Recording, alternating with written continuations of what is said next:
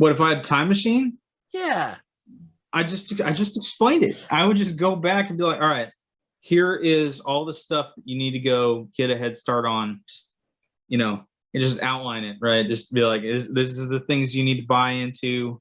These are the people you need to avoid. Don't say this specific things to these people over here. You'll be fine. You'll be good.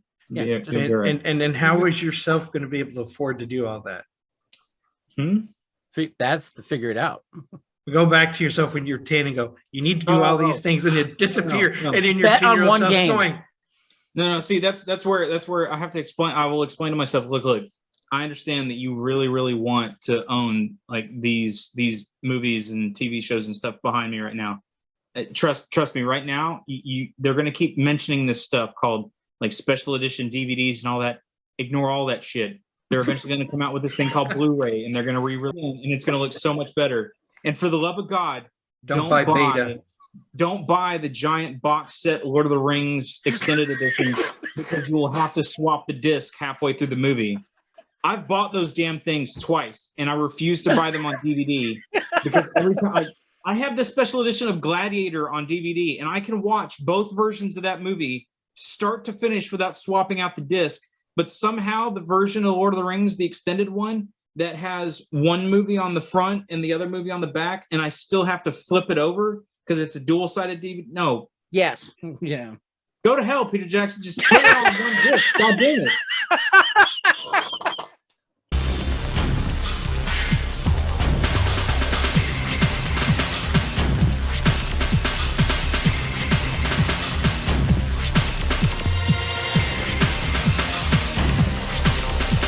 All right, everyone. Welcome to the Delible Podcast, episode 30. We're finally here. Yay. So this episode, we're going to go kind of just talk about our thoughts about recording for the last year. Because as of the 14th, when we're recording this on Valentine's Day, by the way, happy belated Valentine's Day for everyone out there. But happy Hostage Day. Or Hallmark Holiday Day. Anyway, so yeah, we want to just talk about our memories and thoughts of doing the podcast, and we want to go into Ivan Reitman's passing, and then finally we'll go into a B movie discussion that we wanted to do. So, all right, guys. So I got to clarify: is this going to be B's, like giant B movies, or killer B movies? Yes, or... we're going to just discuss that Seinfeld animated movie. Yeah, the B movie. Yeah, B movie. Well, that B for. Sorry, that's going to get edited out. He did fall in love with the B. She fell in love with a B. You're making Colin uncomfortable. Yeah. No. I'm staring at a blank ceiling so that my brain doesn't follow that rabbit hole, I almost did a Monty Python skit because they did a B song, but I'll leave that one alone. Yeah. That's one of the ones I was, So guys, it's been fun doing the podcast this last year. I have really worked on trying to be better and more out there because I know that growing up, unless I was with my friends, when I was around other people, I'd be really shy and wouldn't talk and was self-conscious about everything I did. So, but I've had a lot of fun doing this. I've picked up a lot of skills that I had forgotten a long time ago with editing, going to school for film. And it's been great being able to talk to my friends and capture these stories that we've had throughout my life and y'all's lives. Stuff y'all want to add? I've been having fun doing it. It's been a great learning experience and getting to hang out with you guys again. So, all right, David, your turn. I mean, I'm just glad that I can continually come in here and be the counterpoint, the voice of sanity, the guy who just sits here and says, no, y'all like all this stuff. This is terrible. This is and this is the reason why. So we can have some discussions other than just going, yeah, this is great, and moving along. We should call this. We should try to be change that the name of the advocate. show, and it should be called Counterpoint with some people and David. There you go. That sounds Yeah. about right. And when you have him up on the screen, put a scroller across that says Mr. Monopoly. Oh Jesus! No, don't you do that to? No, not with the. I'm gonna leave my glasses on because otherwise you'll add like a monocle. You probably add a monocle anyway, but still. I do this because my parole officer told me this counts towards civic duty. Oh man, could you imagine a Fallout because he's got the, the guy right there. Yeah. Yeah, Monopoly style game. Yeah. And then he's like, yeah. Oh, okay, never mind. Yeah, no, I mean it's been fun, right? It's always fun to just. Yep, it's been fun. Bye. Have random. It's always fun. Good night, to have everybody. random conversations about every little thing, right? I mean, it's you can go down rabbit holes about everything, and everybody always likes to think about those random conversations that they had, and you don't really remember how exactly you got there. But it's like, we got into this really cool, interesting, like we've had more developed this adventures down rabbit holes than Alice ever had. So yeah. I mean, But we haven't gone doomstroke deep. Well, considering the fact that, like, man, I wish we could have like recorded any of the conversations we had back when we were younger. Oh yeah, The rabbit holes that we would have went into, and if I ever get the ability to time travel, I'll go back in time with a cassette recorder and hand it to me with some tapes and go record everything. yeah. I'm just gonna go back and point at myself and say, "Don't do it. Just don't do No. No. See, what you need to do is come on. You go back in time. You tell your younger self, look, save up money, buy Apple, buy Amazon. There's this thing that's going to come along called Bitcoin. You want to jump in on that kind of early. You'll be fine. Yeah. No, I'm just gonna go up to find wherever what's his name lives. Hitler? No, not Hitler. I'm not gonna go kill Hitler. Might buy a painting or two that might change his mind or delay something. But no, go in and find what's his name, the guy, Microsoft guy. Bill Gates. Bill Gates, and go, look, I'm gonna give you about $1,000, and I just want you to write on this piece of paper that I have 100 or 1,000 shares of whatever company you're in. I mean, even if you call it like what would it like? Just write down Microsoft, and then I'm going to come back to and then I'm going to go visit some other people and just buy little bits of small amounts of little things. And then come back, and hopefully that money's waiting for me. Just go to Steve Jobs, tell him, "Hi, my name's Colin. Do you like apples? I like apples." And he'll go and say, "Yeah, this one guy inspired me." And then you go, "Hi." And you go, "Oh." So we're going to do a call back here. So it's like Bill and Ted, right? So you're telling you and your buddy, hey, what I need to do, we need to remember when we get out of this situation, we're going to go to the time machine and we're going to go find Bill Gates, give him this money, tell him this idea, and then we're going to come back and we're going to make sure that on this date, there's going to be envelope mailed to me with blah, blah, blah, how many shares I have. We're going to pull it Back to the Future. So we can meet some guy in the rain. He's going to hand us our letter with our shares. Are you Marty McFly? I'm going to go back and steal all the shit that's disappeared. I'm probably the person who stole it. Yeah. You know what? I've thought about that too. Yeah, yep, going back. Can't break any rules if you're the one who took it from yourself. Well, this was mine. I know I had this, but I'm going to take it because I know that it disappears in my timeline. I missed that. I'm going to go get it. Yeah, exactly. How many things we've lost? And David's up there quiet. I wouldn't do any of that. What? No. All right, David, what would you do? What if I had a time machine? Yeah. I just explained it. I would just go back and be like, all right, here is all the stuff that you need to go get a head start on. Just, and just outline it, right? Just be like, this is the things you need to buy into. These are the people you need to avoid. don't say this specific things to these people over here. You'll be fine. You'll be good. Yeah, You'll just- be all right. And then how is yourself going to be able to afford to do all that? That's to figure it out. Go back to yourself when you're 10 and go, you need to do all these things and then disappear. No. And then your Bet on 10-year-old one self's game. going, No. See, that's where I have to explain. I will explain to myself. Look. I understand that you really, really want to own like these movies and TV shows and stuff behind me right now. Trust me. Right now, they're going to keep mentioning this stuff called like special edition DVDs and all that. Ignore all that shit. They're eventually going to come out with this thing called Blu-ray, and they're going to re-release it, and it's going to look so much better. And for the love of God, don't buy beta. Don't buy the giant box set Lord of the Rings extended edition because you will have to swap the disc halfway through the movie.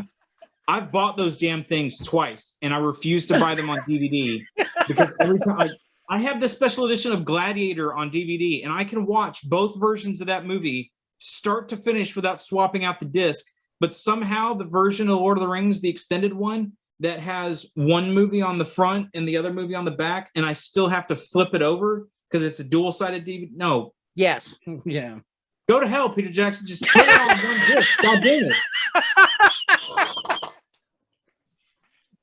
There's your title. Go to hell, Pete Peter Jackson. Jackson. Hold it, Kofi. That's the Yeah, shirt you should have that'll made do it. next before the next show. Go to hell, Peter Jackson. What I'll do is I'm going to put It's probably not his Okay, fault. so but we I'm now glad that- have I'm gonna sometimes take a it's picture so of this is our No. image, and I'm going to You have a little need to- quotation that says, David says, go to hell, Peter Jackson. no. What you should do is now these are a line of T-shirts that you can buy from the group. Oh yeah, It's that'd be the- another one of our Sometimes t-shirt it's designs. soap. Go to hell, Peter Jackson. So You know. we need some. We'll commission an art piece. So you need to take David here and draw him, and with his mouth open, going, Go to hell, Peter Jackson. "Screw you." Just have him. We can design him to look similar like his shirt and a Monopoly piece. And No, that's what it is. Yeah, Have him dressed up as a Monopoly man saying "Go to hell." it's hell, Peter it's David Jackson. opening a Monopoly box that was Fallout, and going, "Damn you." Oh, we ought to. No. Opening It a has to- brand it has new to be- box that we go and get shrink wrapped, and he opens it, and it's Monopoly. And when he opens it, there's a Peter Jackson video inside the box, and on the front cover is Peter Jackson going, See, it can't be Fallout Monopoly. It Him needs to be saying, Lord of "I'm the Rings rich, bitch." Monopoly, right? I could buy you. No, so what David's going to do now is he's going to go back to the past and meet very young Peter Jackson and say, "You're going to make this trilogy, the greatest trilogy that ever is. I need to make sure that you understand how much you're going to screw up the world just because you can't put your movie On the one whole disc. movie on one disc." So make a list, Dave, because you got a lot of places you have to go. I do. You're gonna be I have a busy. very long list. Very busy. There are certain nights where I'm like Steve Buscemi in what was it?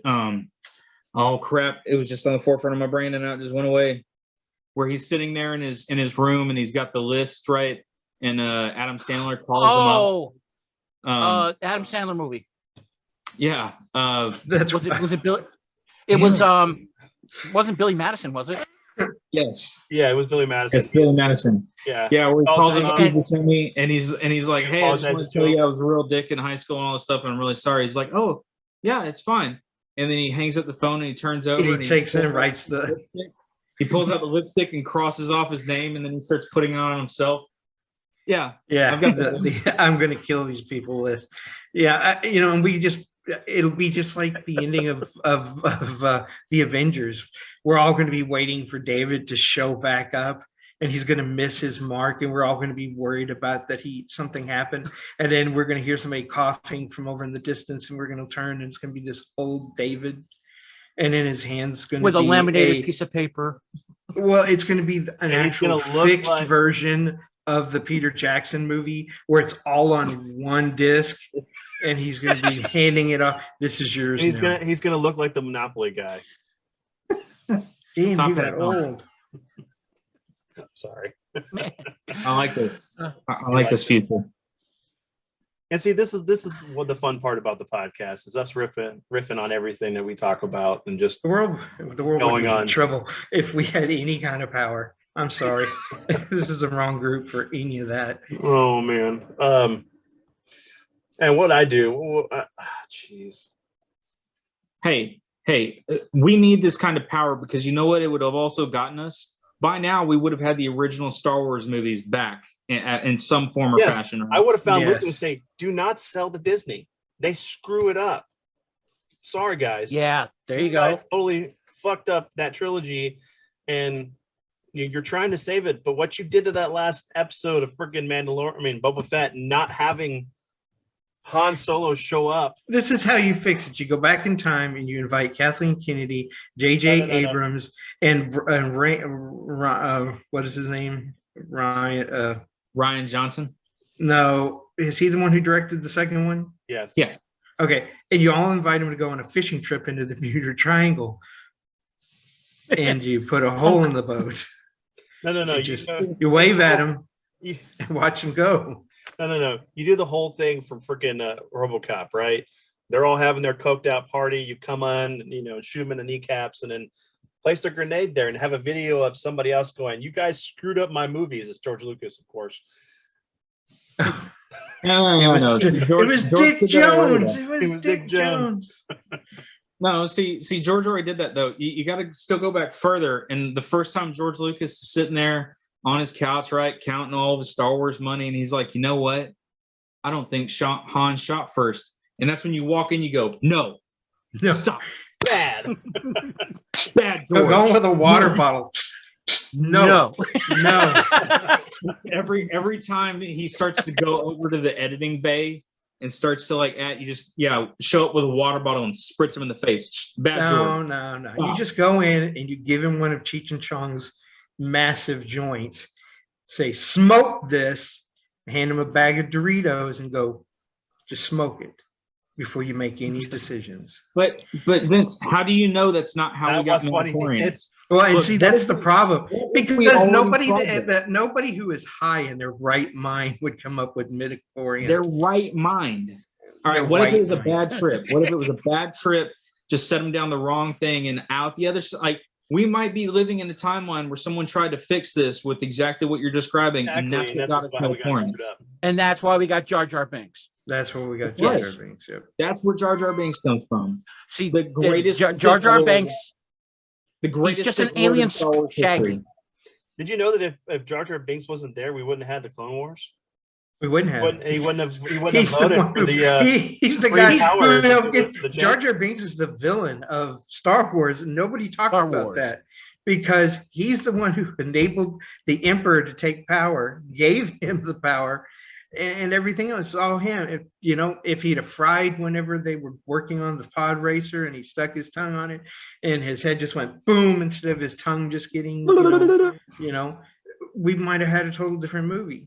Well, of But course, no. Yeah, because of course, it's of course we're not blaming Anakin for following his Jedi parts with Padme to her home planet on. Yeah, he had R2 guiding him. His little autopilot was directing him where he needed to go.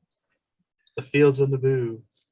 I'm gonna use the Force to cut this pear and put it in your mouth. With all that coarse sand. Yeah, and then complain about coarse sand and And can we just get off of Tatooine for a while? yeah. Have y'all That's, seen any of No. the new talk about the next series, like the new Rey? They're going to be the girl who's playing Rey is being recast for the animated movies, and she's going to stay for some of the other episodes like Ahsoka and some other things. But the next Jedi temple that gets built is on Tatooine. Oh, Why? come on. Why? Sand. It gets everywhere.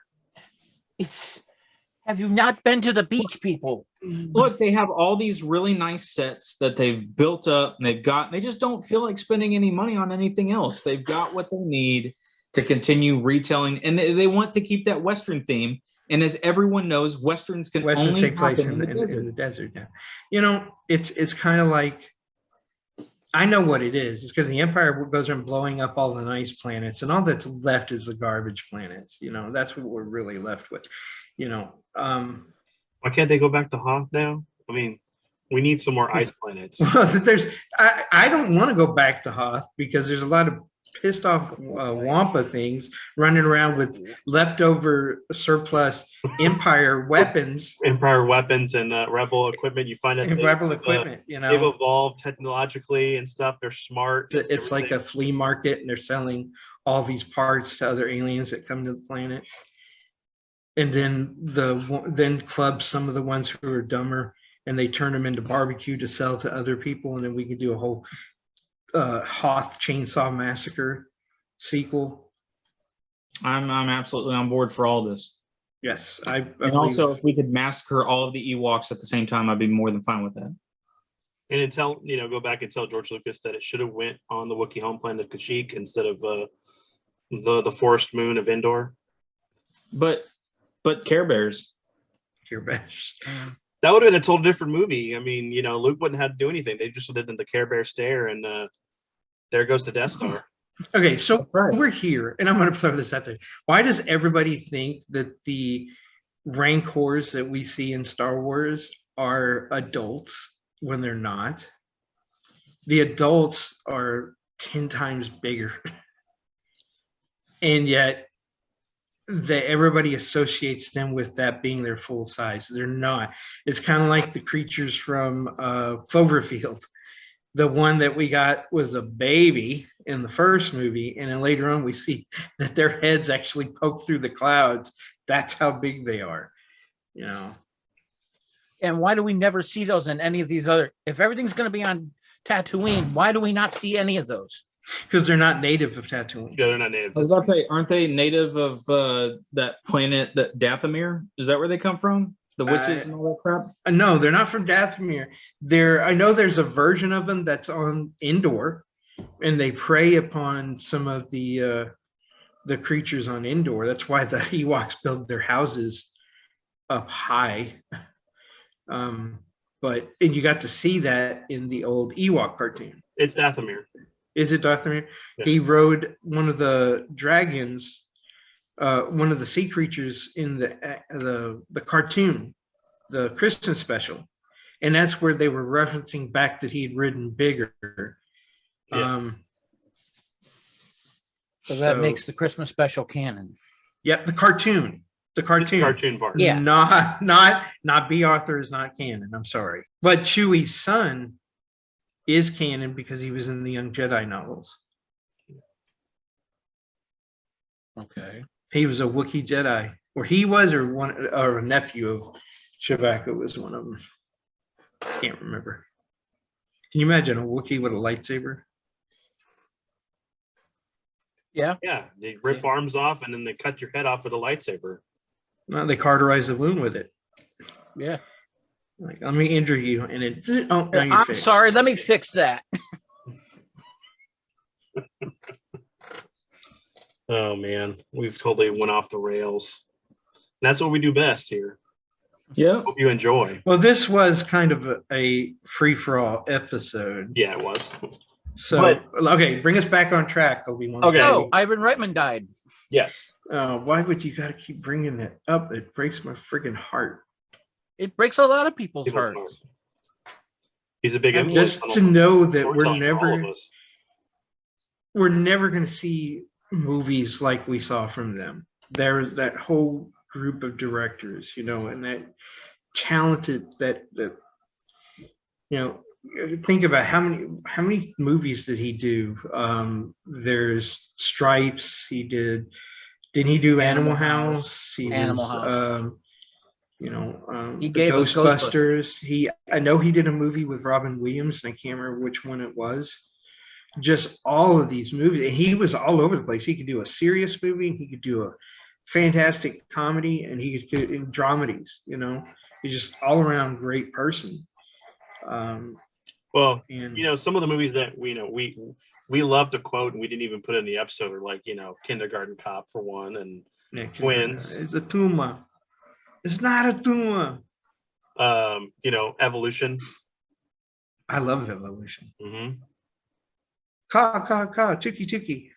I believe we established that ka, tuki tuki doesn't work. Yeah. Bring But up his IMDb. yeah, Yeah, So bring I it up, think- put it on the screen. I think the Robin Williams movie you're thinking of is Stripes. No, that Robin, was Robin that Williams wasn't in Stripes. wasn't No, he in wasn't in Stripes. Stripes. No, That what am I was, thinking of? No, that was Bill Murray again. Bill Jesus. Murray and Bill Yeah, Murray he's- and Harold Ramis. Harold Ramis. That's right. Yeah. A fair Damn. chunk of the SCTV bunch. That whole group that came out of there, man. I miss John Candy and all of them. Yeah. You know, sadly, we're getting to that point. Was like a lot of these great directors that we grew up with are, you know, passing away, and it's at least with Ivan. You know, he went peacefully in his sleep. It wasn't like, what happened. It was unexpected, though. Yeah, it was. It was. Yeah, because That's something we could do for another show. We could talk about directors that are here today that are giving us great quality stuff. So Yeah. listen to this There's not list, as many. right? This will tell you how all over the place he was.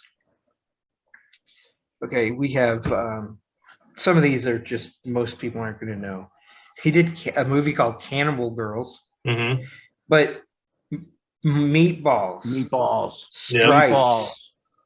Ghostbusters, Legal Eagles, Twins, Okay. with Arnold Schwarzenegger and Danny DeVito, a Kindergarten Cop, which we already said, Dave Jr., Dave. Evolution, my super ex A girlfriend, Super Ex Which Girlfriend. is a great movie. That's a too. good movie. Mhm. No Strings Attached, and Draft Day. I mean, it's just like all over the place. And that And he just was the an directed actor stuff. too. He could act too. And he never, And he then, was a then of course writer. there's the producer stuff. Yeah, it was all of his producer stuff, which he had a hand in heavy metal. Yeah. Yes. Yeah. Yeah, he was a producer on that one. Which was another movie that had a lot of people that came out of SCTV and that group. That's right. He was the executive for they just showed it, the Beethoven movies, Yeah. which were campy for the time, but they were a success. Hmm. Yeah, Cujo Light. Yeah, and he was involved with the movie Private Parts. Yeah. That was actually an enjoyable movie. Euro Trip, old school. Excuse it. Don't get on a The train with an Uninvited. Italian when That's the a lights good go off. movie. Which one? The I Uninvited. know the Uninvited, but he also did a Western too, if I remember right, which had was something he was associated with some Clint Eastwood movie. I can't remember which one that was. Huh. Looks like he was going to do Ghostbusters Ecto Force TV series. I don't know if it was going to be a cartoon or not. Well, I know that Stripes his TV son, series? TV series, yeah. his son is going to pick up a lot of this stuff from what I've read. Mhm. Yeah. That's one good thing. He actually got to see Afterlife. Yeah. He Well, got he to see a actually proper started tribute to getting. work Yeah, he did. he got it. He was Yeah. important in getting it going and started. He had been Right. working on a 3 for a long time, and it just kept getting shot down, and then they handed it over to Yeah. the guy who directed the third one. And when that one bombed, there weren't going to be any more Ghostbusters, and he would not give up on it. Yeah. And fortunately, I don't think if Bill Murray had not signed off on it, we would actually have it. Yeah. Well, because I remember the original talks were when they were originally doing 3 was that Bill Murray was going to be the ghost instead of Harold Ramis. Yeah. Egon. Well, that was before Yeah. Ramus passed. Hmm. Huh. Just a lot of good stuff, a lot of good memories of things we watched growing up that were a big impact on us. To see such a great director. It's like John Hughes passing, John Hughes, yeah. Yeah. or well, Chris Columbus is still around, but Yeah.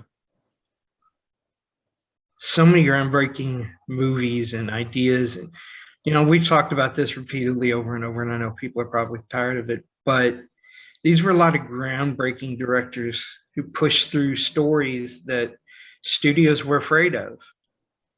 And if we hadn't had them to shepherd them through, we wouldn't have them, Mm-hmm. Well, and then, which kind of goes into the whole thing of for us the B movie stuff, because a lot of these great directors had a lot of B movies that were, weren't cults right away. Well, I think Yeah. when you come out of film school, most of the time you're going to be on a B film, and you're not going to go right into directing. You're going to be working as somebody on the production crew.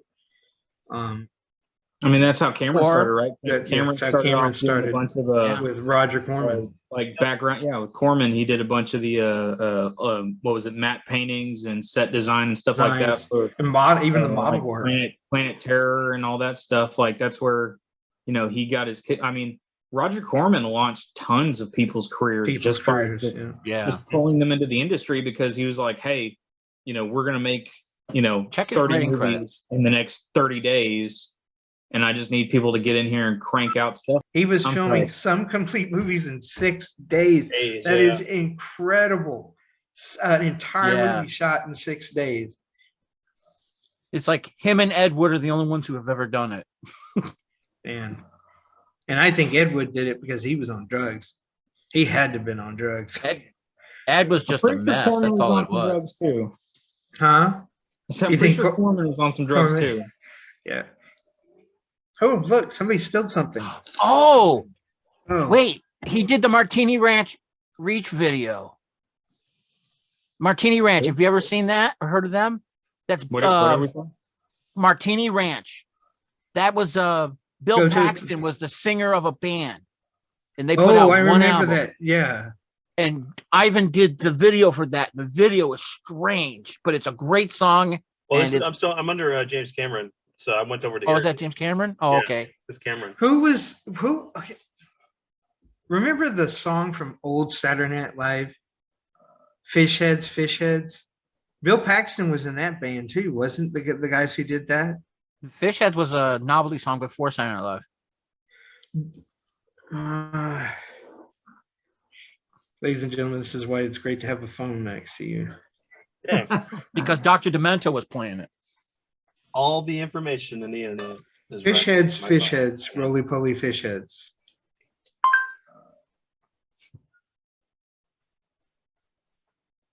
There's a song written by a group called Barnes and Barnes, but I don't know who they are. Yeah.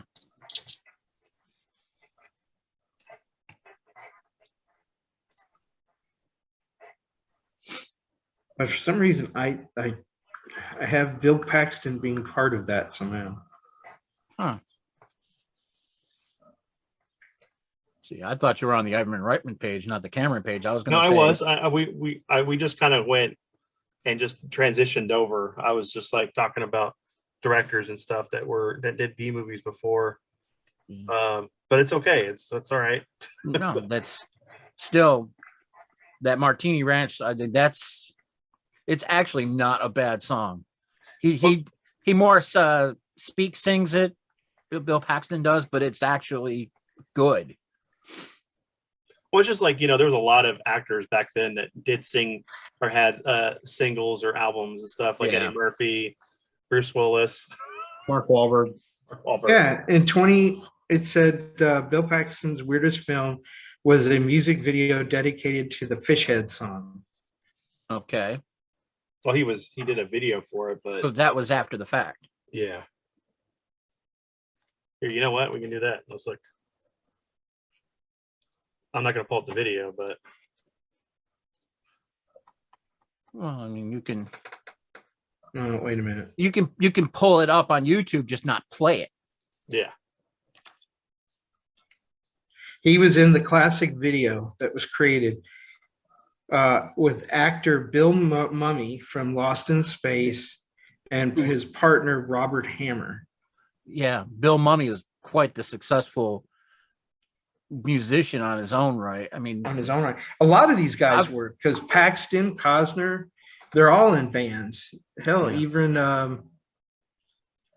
Mr. Gladiator himself has Russell a band. Crowe. Russell Crowe had a band. Yeah, Keanu Reeves, Bruce Kevin Willis Bacon. and Bruno. Yeah. Well, he was a singer. He would go into places and just go up on stage and start singing, you know. But most of us didn't realize he could sing till we got My Favorite Movie. Yes. There you go, right there. 1980. Hudson Hawk. Yeah. Hudson Hopkins. Hey, there you go. Look at that. He was also he was in Stripes. Yeah. Yeah, he was way shaved. Yeah, he was one of the skinhead military guys. Yes. Well, it's funny if you think about that. Go back to Animal House, and Kevin Bacon played an ROTC guy in that.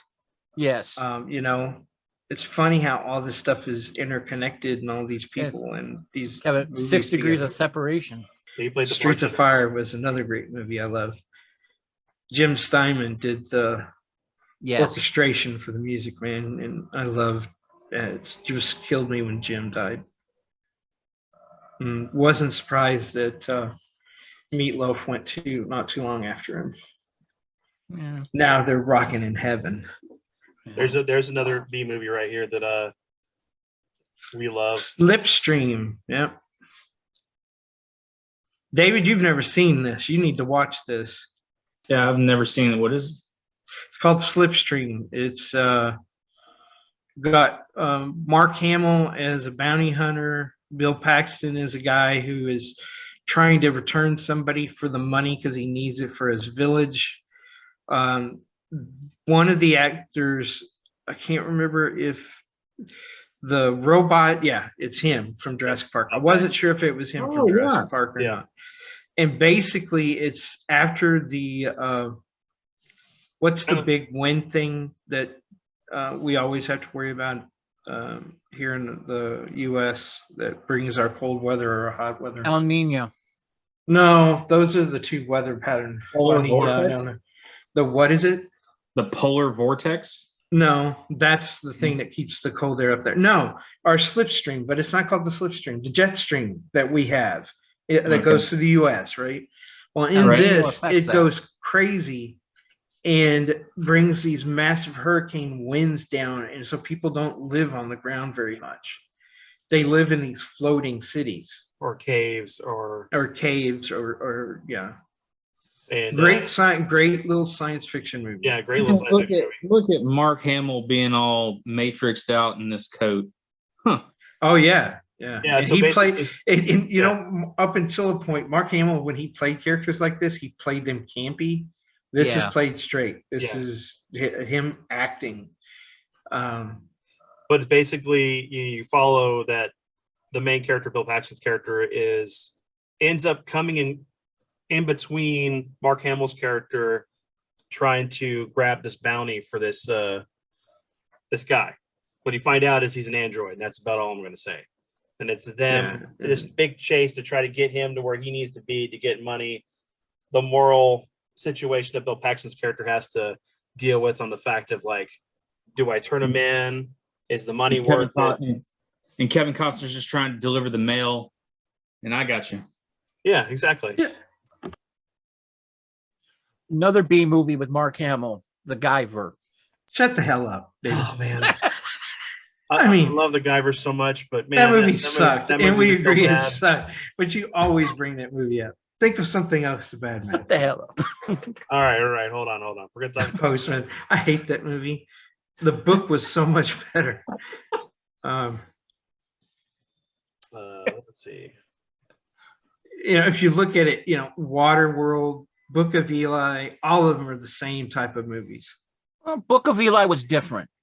Well, it wasn't. just toward the better. end, when you actually found out what the book was and the whole purpose of the movie, that Yes. made it different for me. I mean, yeah, it was post-apocalyptic stuff, but when you actually discovered what the book was and the fact that he had memorized it from the braille, yeah, that made it, it gave it character. So yeah. I mean, I enjoyed it, but the ending was what really saved it for me. All right, here you go. So David, go ahead. right? What were you going to say? I just said no. Book of Eli was a fantastic movie. I mean, just it was still dystopian, but as it progressed along and that ending, right, just realizing what was hampering him, and then going back and it doesn't always completely make sense, but it was such an interesting concept of seeing the motivations, right, especially behind Gary Oldman, and how it was that faded sense of, oh, I just need the words, right, I need the words to control the masses. It was so well constructed and put together. I love that movie. It's such a good movie. That's what I was saying. There's some movies that are identical to the same dystopian future, but they're just better written or come across better. What's another one? There was one. Jimmy Walker. Look at that. I mean, Road Warrior. The second Mad Max movie has the same story. Oh no! We want to talk about great dystopian movies. It's been brought up before, and I was bringing it up here now that I have the chance, right, of Michael Ironside and Totally Not a Mega Man Power Glove. Oh my God, he's gonna do it in the distant year of 1997. And Turbo Kid, man, Turbo Kid. I just watched that like 3 days ago. I love the crap out of that movie. Just the best part is in the very end when the cowboy rips out the dude's jaw and then uses his torn out jaw to stab him in the eyes with it, and it's just blood is just pouring out, and then stabbing him in the face with it. I was like, this movie is fantastic. No. It's so crazy and over the top. PG Gorman is the best one. I'm sorry. No, I wanted to like PG Gorman. I wanted to like that movie so much. And it just the family in that movie was so off-putting. The family was so bad. The funniest part of Gorman was in the bathroom when he goes to send the vision to the dad to get them to come out. That part had me rolling. That part was hilarious. But like just the rest of that movie, I struggled so hard to care about that family. I'm like, can you just murder them and we get on to you being awesome, and maybe that will salvage this somewhat. But no, Gorman was all right, but I just you're muted, Turbo Kid was the first one that I watched that was the full-on 80s pastiche type, because it was like I saw Turbo Kid. Right after I saw Turbo Kid, I saw Kung Fury, and I loved both of those. Yeah. And then, then it just became this huge deluge of everything had to be synthwave music, painted in neon and all this stuff. But that's the only way to go, man. Synthwave and neon. I'm sorry. Look, I love me some synthwave and neon, but like at a certain point, like I don't know if you've seen a lot of the what is it? Brother what is it? It was Brother VFM and a bunch of others. They all have the same kind of bluish, reddish, pinkish sort of hue to them. Mm-hmm. It's like, all right, guys, let's. And that's where Turbo Kid was so awesome. It was just this dystopian desert that he just ran around. Okay, there's red with people's blood. There's a couple. Have you ever seen? There's a movie called Hardware. Have you ever seen it? Yes. Okay. Yes. Same principle, except played straight and full of blood and guts, and it was a fantastic movie. But it was Paul Stanley, wasn't it? You mean from Kiss? He plays a character in it, but the Damn it, what's the? But the main character is what's his name from? Richard Stanley. Richard Stanley was the director. That's what I was director. Thinking. Yeah. I was about to say, if you're going to talk about Kiss characters with Kiss movies or Kiss characters in it, we're going to talk about what? Come on, Dad. Wanted, Dead or Alive. Wanted, Dead or Alive. Put what's the one with Tom Selleck? Put the grenade in the mouth and pull out. And then there is, of course, the one with the mechanical spiders That was with Tom Selleck's mustache. oh my God, I can't remember the name of it. Come on, what is bring that? up Gene movie? Simmons, Vinny.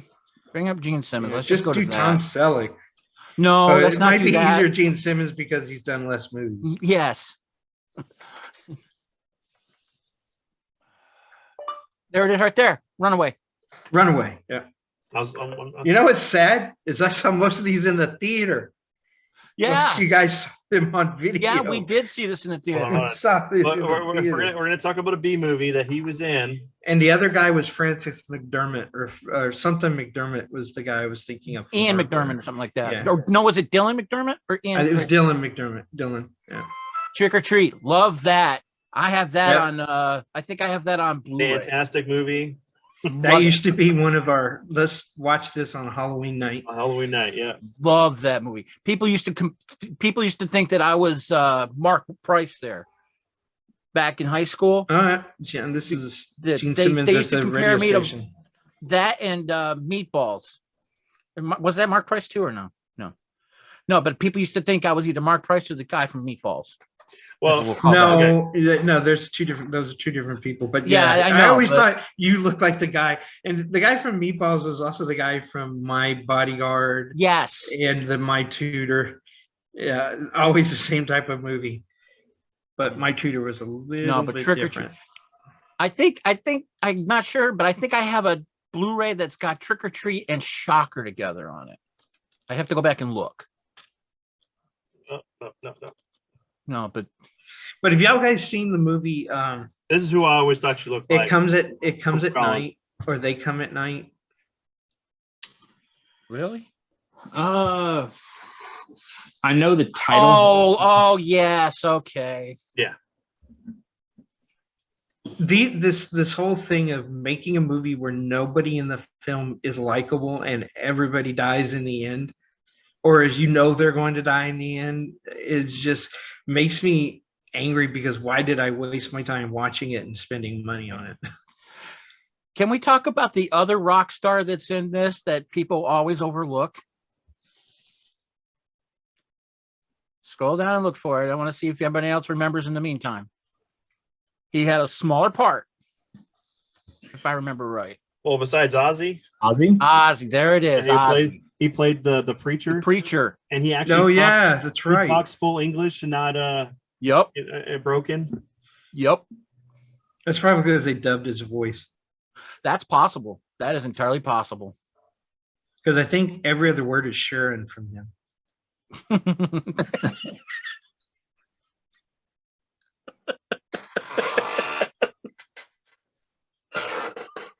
But okay, if we're gonna talk about a movie though that was a B movie, or I mean, at least it was a great movie, but it was considered a B movie.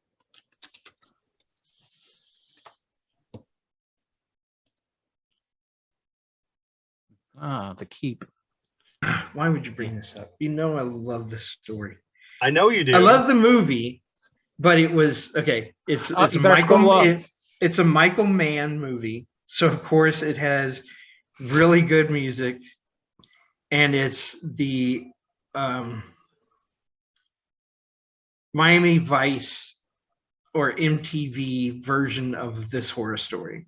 Yeah. But if you get a chance to read this novel, which is part of a series of books, read it, because this, some of these movies, they only have a grain of what the original story is about. This has a good portion of it, but then it just goes way off rail at the end.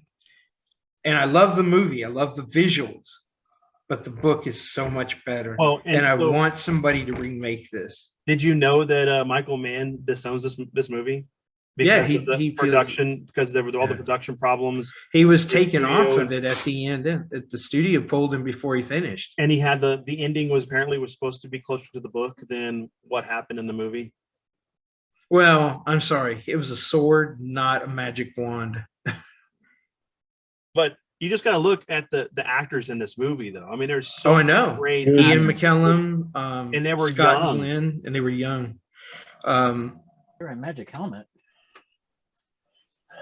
And then Oh, look, Gabriel Byrne. Oh yeah, Gabriel. He plays the SS officer. And then Yeah, Jurgen. there's so many now. people in this movie. Yeah. Scott Glenn. Yeah, there's a lot. And here's another distinction and a Glenn. bit of trivia. The creature from this had the dubious distinction of being in a TV series as well. Can you Really? guess? Yep. It was a Spielberg TV series Oh, was it that amazing stories or whatever it was? with the Fangora.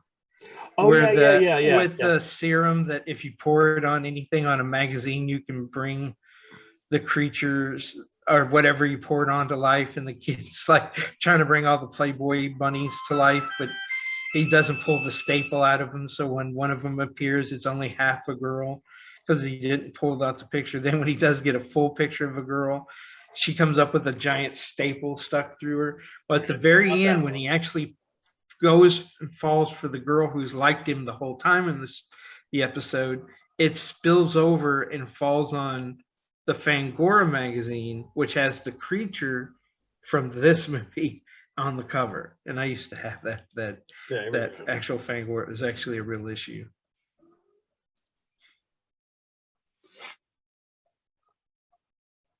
No, that's not it. That was not the episode. No, you had the right. Patrick Swayze. No, hold on. It's Oh, you're looking this for is all the episodes. I'm looking through the Okay. Charles Durning. Yeah, they had a lot of good people on this. Mhm. yeah. My favorite is still the B-52 bomber trying to land. That is that and Mummy's Mummy. Well, because remember there was the movie and it needed the TV series or whatever. It was the 3-part. Because that's the Mummy. There's the B-52 bomber. I don't remember what that one was.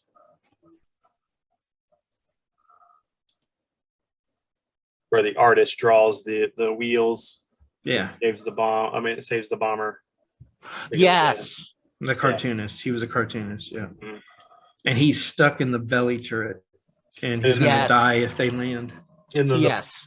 the Mummy episode is the guy who's going to be a father stuck in the Mummy costume, trying to. They're in the Louisiana swamp and they're filming the Mummy, and he gets word that his wife is delivering the baby, and so he runs off, not wanting to wait the 4 hours to get out of the makeup. And then the fun ensues by all the rednecks that live in the swamp who think it's a real mummy. And then he accidentally wakes up a real mummy. And so he spends half the episode running from swamp people and the other half running from the real mummy. And doesn't the real mummy at one point show up at the hospital where the baby's being born? Yes. It's crazy. Yeah. Because that's the thing. There's a real mummy they unearth. So there's 2 of them running around.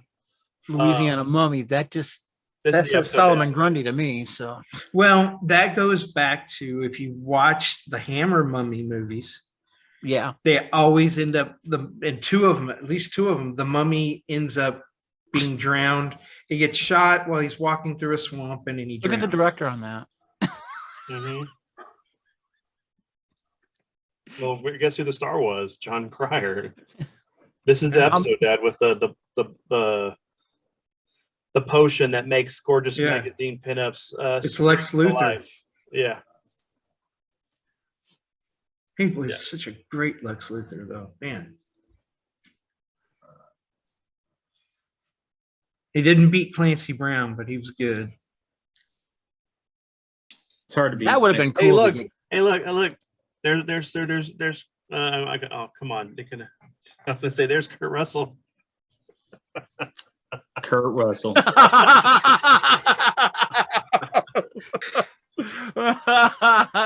There's a throwback.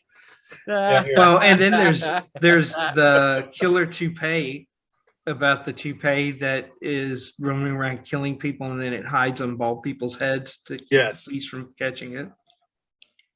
Man, there were so many great episodes. Yeah, and I never got to see the remake of the series. Mm.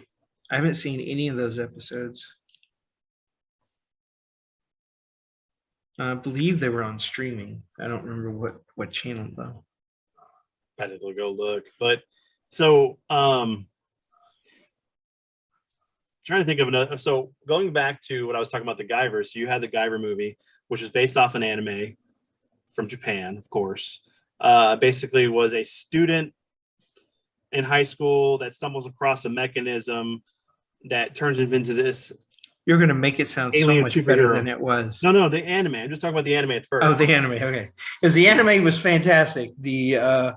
That first movie. That first movie is garbage. Yeah. And then Mark Hamill's like the best character in the movie until he gets turned into a freaking cockroach. Grasshopper. But kill me.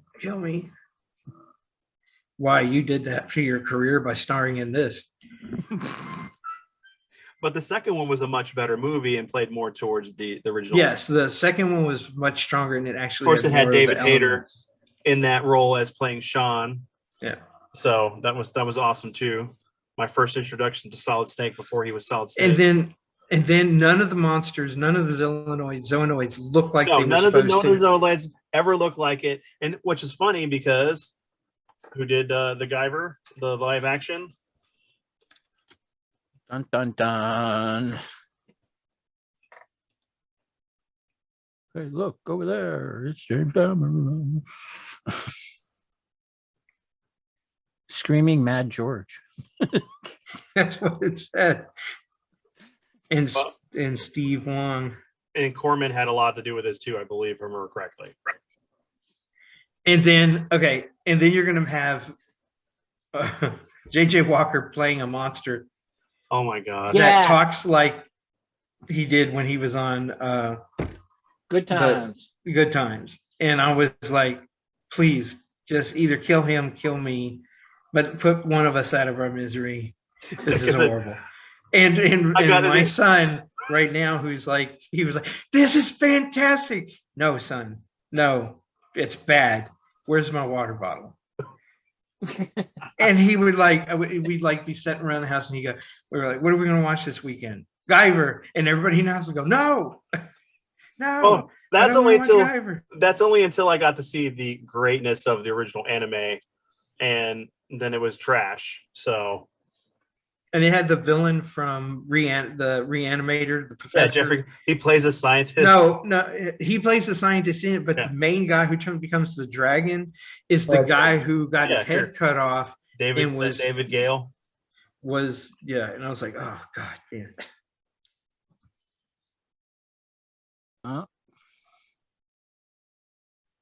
God, we saw all of those movies. Reanimator, man. Yeah, right. All this right here. Yeah, hold on. Yep, got to stop that. There you go. Yeah, here we go. That's something else I want to watch. Studio 666. Mm-hmm. That looks like it's going to be a great B movie sometime down the road. Let's see. Another World, Ryan's Hope, TV series. Heart to Heart. Dukes of Hazzard. But I do not endorse that episode of Dukes of Hazzard. Okay. Are these all the things, his roles? Yeah, so Reanimator, Tales from the Dark Side, the TV series, Nightingale, The Brain. Naked Gun. Yeah, Naked Gun, Paradise. False Law and Order, Nightingale. Pulse Pounders. Doesn't that sound like an exciting movie? I could have fun with just the name of some of these films. David, come on, chime in, man. Give us something. Hey, I'm not as well versed in some of this lore as y'all. This nonsense. It always amazes me, like when I meet somebody younger and they're talking about a movie and they go, "Oh, so have you ever seen this?" And they look at you like that with that vague, lost look on your face, like, I've never heard of that. And you're like, get out of my house. Go. Yeah. See, you're telling me about Guyver, and whenever I see that, all I see is Star Kid. Oh, geez. This came out before Star Kid, and Star Kid Frighteners. Frighteners, a great movie. Okay, So let's look at I the. mean, hey, going back to the talk about Peter Jackson, right? Peter Jackson also got his start on B movies with like Yep. Bad Taste. Well, you have the one that's got two completely different titles. It's Dead It's Alive. like Dead Alive and what was it called here? Because it had a different name. It was Dead Alive here, and it was different in Australia, New Zealand. Yeah, look at this. It's these three movies right here that he's known for being like what he does for the rest of his career. The Man with Two Brains, Reanimator, and From Beyond. Okay, now do you know what the Man with Two Brains was? That's a Steve Martin. Steve Martin vehicle. Yeah, it was fantastic. So the guy actually acted in some movies before he jumped off both jumped off the deep end. Deep end. Yeah, Freddy's Nightmare, Reanimator 2. Brain Dead. Wow, he was in RoboJocks. That was another movie. Who was he in RoboJocks? He was some pilot. It looked like he must have died early on in the film. As the first, because he wasn't the Russian dude, and he wasn't the main character. No, he's one of the candidates to replace Achilles. Yeah. How many times we actually saw this movie? We saw this movie twice in the theater. I'm not proud to say that. But I also there was an episode that we needed Mark on this episode. We need him like right now. But we also went and saw Ninja Turtles several times. So yeah, I'm gonna come on, that was fun though, and I'm gonna kick your ass. And then this guy, the guy who was the hero in this, went on to be in Gary Graham. Gary Graham. No, yeah, which Gary one? Graham. It's Gary What? Graham. Gary Graham. No, yeah, Cary Grant. But I'm trying to think of the TV series, Alien Nation, the TV series, which was really good. I love that. Oh, that's right. He was in The Jackal. That's a great movie. Which version? The Day of the Jackal or the Jackal? Both of them were excellent. They're both. The Day of the Jackal is classic, but the Jackal, that one right there, that was a great movie. The one where Jack Black gets blown up. Yes. His arm blown off, yeah.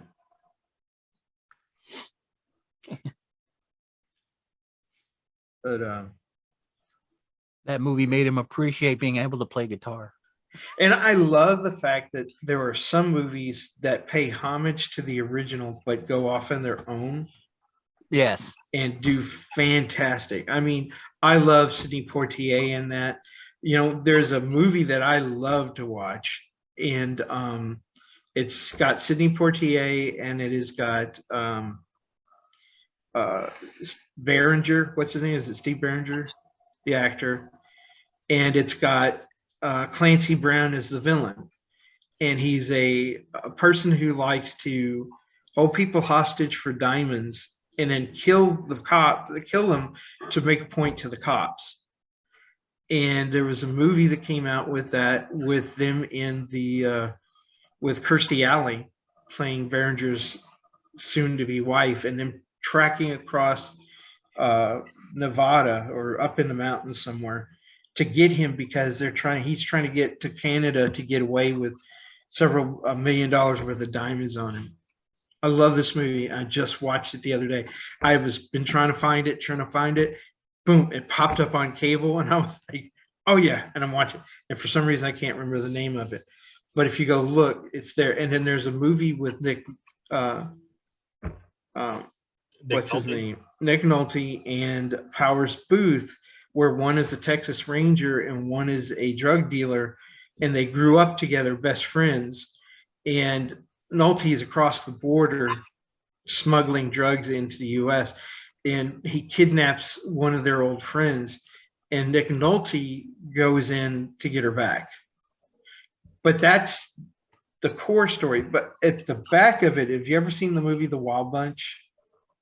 Yes. It's a Western. Okay. Mm-hmm. Well, there's a group of people that Michael Ironside, who is a partner with Powers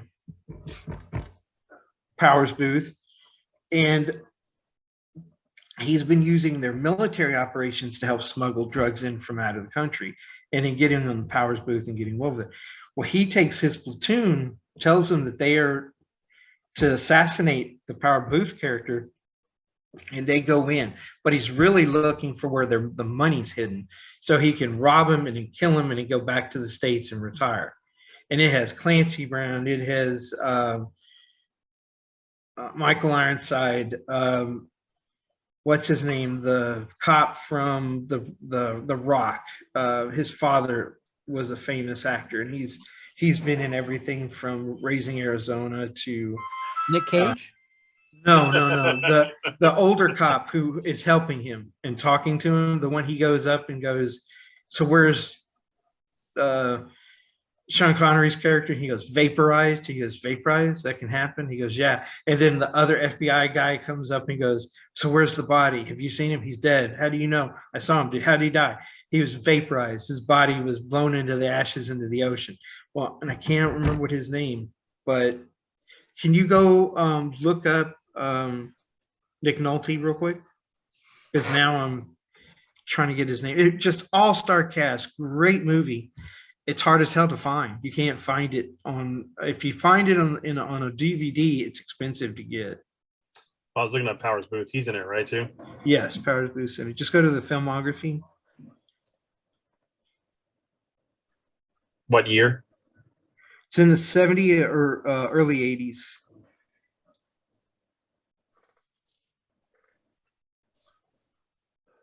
Extreme Prejudice. Extreme Prejudice. Yes, that's it. Yeah. Excellent movie. If you ever get a chance, watch this friggin' movie. Okay, so we can get into some of the movies that we enjoyed watching that were B movies. Two of them star Rutger Hauer.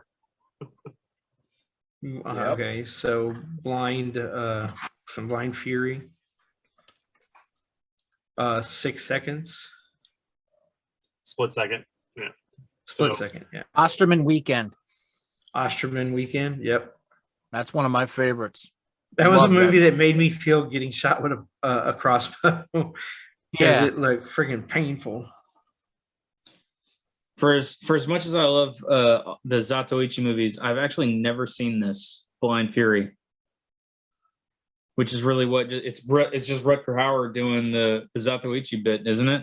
Yes, but he is actually Blind Fury. Actually, you could almost say it was a ripoff of that one of those stories. Yeah. Well, no, because Blind Fury. So before the Zatoichi movies were Zato, there was a movie that came out initially, and I want to say it was called Blind Fury before they became the Zatoichi movies.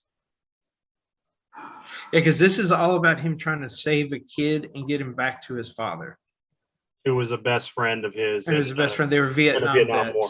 Yeah, they're in Vietnam. You can almost make this in a way, a blind Snake Eyes movie. Yeah, that's what we always thought when we watched it, that it was very a Snake Eyes character. If you took this character and added him to American Ninja, you'd have the perfect Snake Eyes movie for the first one. And it's funny because this has another all-star cast. Look at that, Meg Foster, man, she was in Osterman Weekend too. And then Tex Cobb, man, I love Tex Cobb. Yeah. Think about all the movies he's been in. Mm-hmm. Yes. And then Terry O'Quinn. Raising Arizona. Terry O'Quinn, Mr. Lost. And then Noble Willingham, he's been in everything. He either plays a ex-Texas Ranger, a barkeeper, a military person, or just a some Texas asshole, billionaire asshole. Because friggin' he was owned football in football Last team Boy in Scout. Last Boy Scout. Yeah. But you got her here from Prince of Darkness. Okay, yeah. He was the love interest. Then They Live, Meg Foster. That's what I'm saying. Meg Foster and Rutger Hauer were the married couple in Osterman Weekend. Yep. So I always thought she was cute. She's got those eyes are just like. Yeah, and there's a person who's been in everything, and it's good to even some of the older movies where he was just making money to pay bills because he hadn't saved anything, where some of them were pretty good. All right, so yeah, of course, Blade Runner, and Lady Hawk is Lady Hawk, Lady Flesh Hawk. and Blood was good. The Hitcher. There's your one, the Hitcher. Hitcher, yeah, he's the bad guy. He's the bad guy in that. And then the one in Dead or Alive, he's the great grandson of Josh Randall from the old TV show. Nighthawks, further down the list. Yeah, he's the villain, and Stallone and Billy D. Williams. Yep. There you go. That was great. That was a great little terrorism themed movie. Yeah, Nighthawks. Yeah, this is one of my favorites. This is in my collection because I just love this movie. I mean, and it started off. It was not going to be a sci-fi monster. It was going to be two cops trying to track down a Son of Sam type killer who was trying to, like from Red Dragon, he was going to become something. So he was carving initials to his victims, and it was all about witchcraft. And halfway through it, it looked like the movie was going to not be finished. And then somebody came in, dumped a bunch more money in it, and they changed the whole concept of it, and it was so much better. Yeah. Well, and the funny thing is, the creature looks like Venom. I mean, at the time, without the eyes and everything, just like the way the teeth were and the claws. But if you they really did a great. You need a bigger. Look at her. You need a bigger boat. Yeah. Kind of line.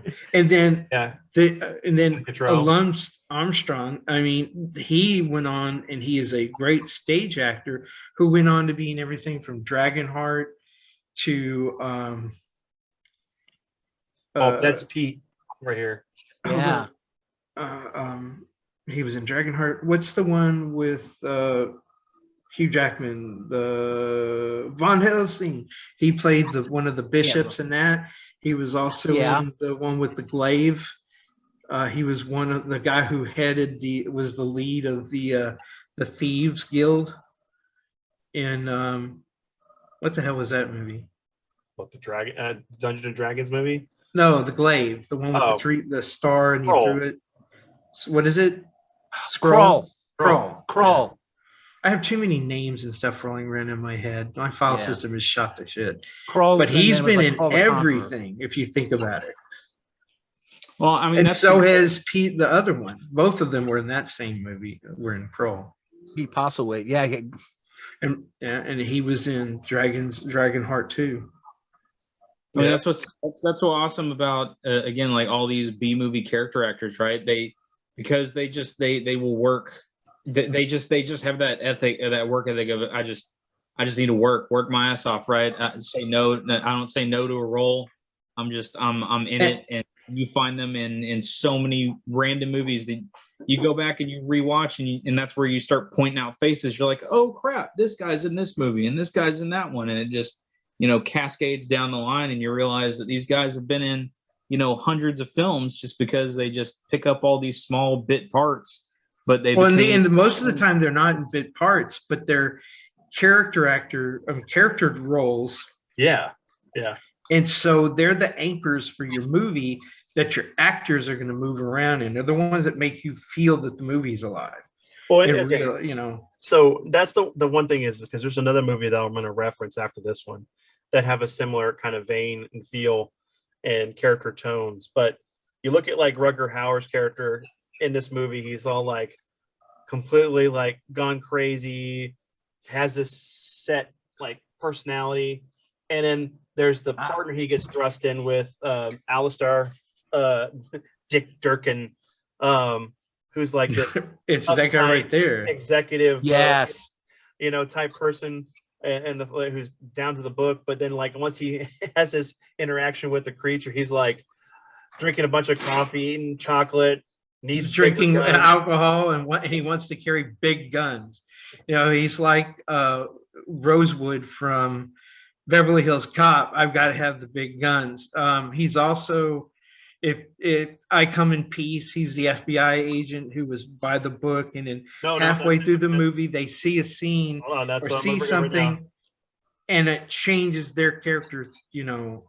Yeah, the characters are very, very, very similar. But I wanted to point out, Kim Cattrall is in this. Yes. And her haircut is the same haircut she had in the very last Star Trek movie. Yes. The Undiscovered Country. And it's because they filmed both of those. Both she movies, was traveling between sets to do those movies. Okay, so this next movie, of course, was retitled Dark Angel, but was originally called I Come in Peace. And it was filmed here in Houston. In Houston, yeah. Uh-huh. And I got to be a stand-in at downtown when they were filming it, which is funny because I missed out on 3 opportunities to get and have a nice conversation or be in a scene with Bill Paxton, who I love.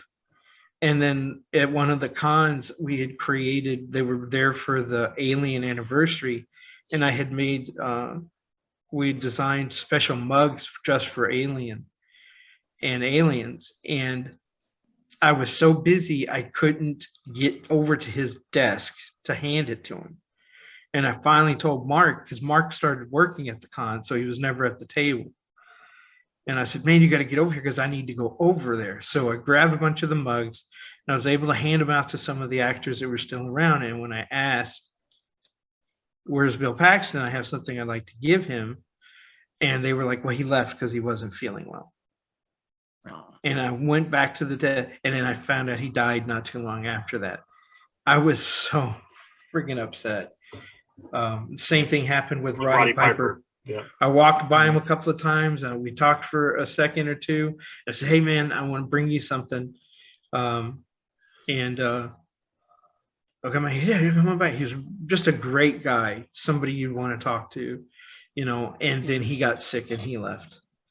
Luckily enough, I've got to meet Bruce Campbell several times, so I've enjoyed every time. And every time he doesn't remember me, and then I'll have to go and I'll like tell him the story behind it, and I'm like, I got to carry the pictures around with me so I can show that's you, that's me, you know. But I imagine, can you imagine how many people they meet every day, and they don't know who the hell we are, but you know. Well, what's funny is, and the same thing happened with the guy who played Herschel on Walking Dead. Me and Amber got to meet him, talk to him for 45 minutes, and he just was like, I want y'all to stay, come here and sit down and talk to me. And he goes, man, I love it. We were all in period piece, and we had made our way over to the I got a picture of me with Groot, not Vin Diesel, but and then I got to play in the TARDIS and take pictures of the TARDIS.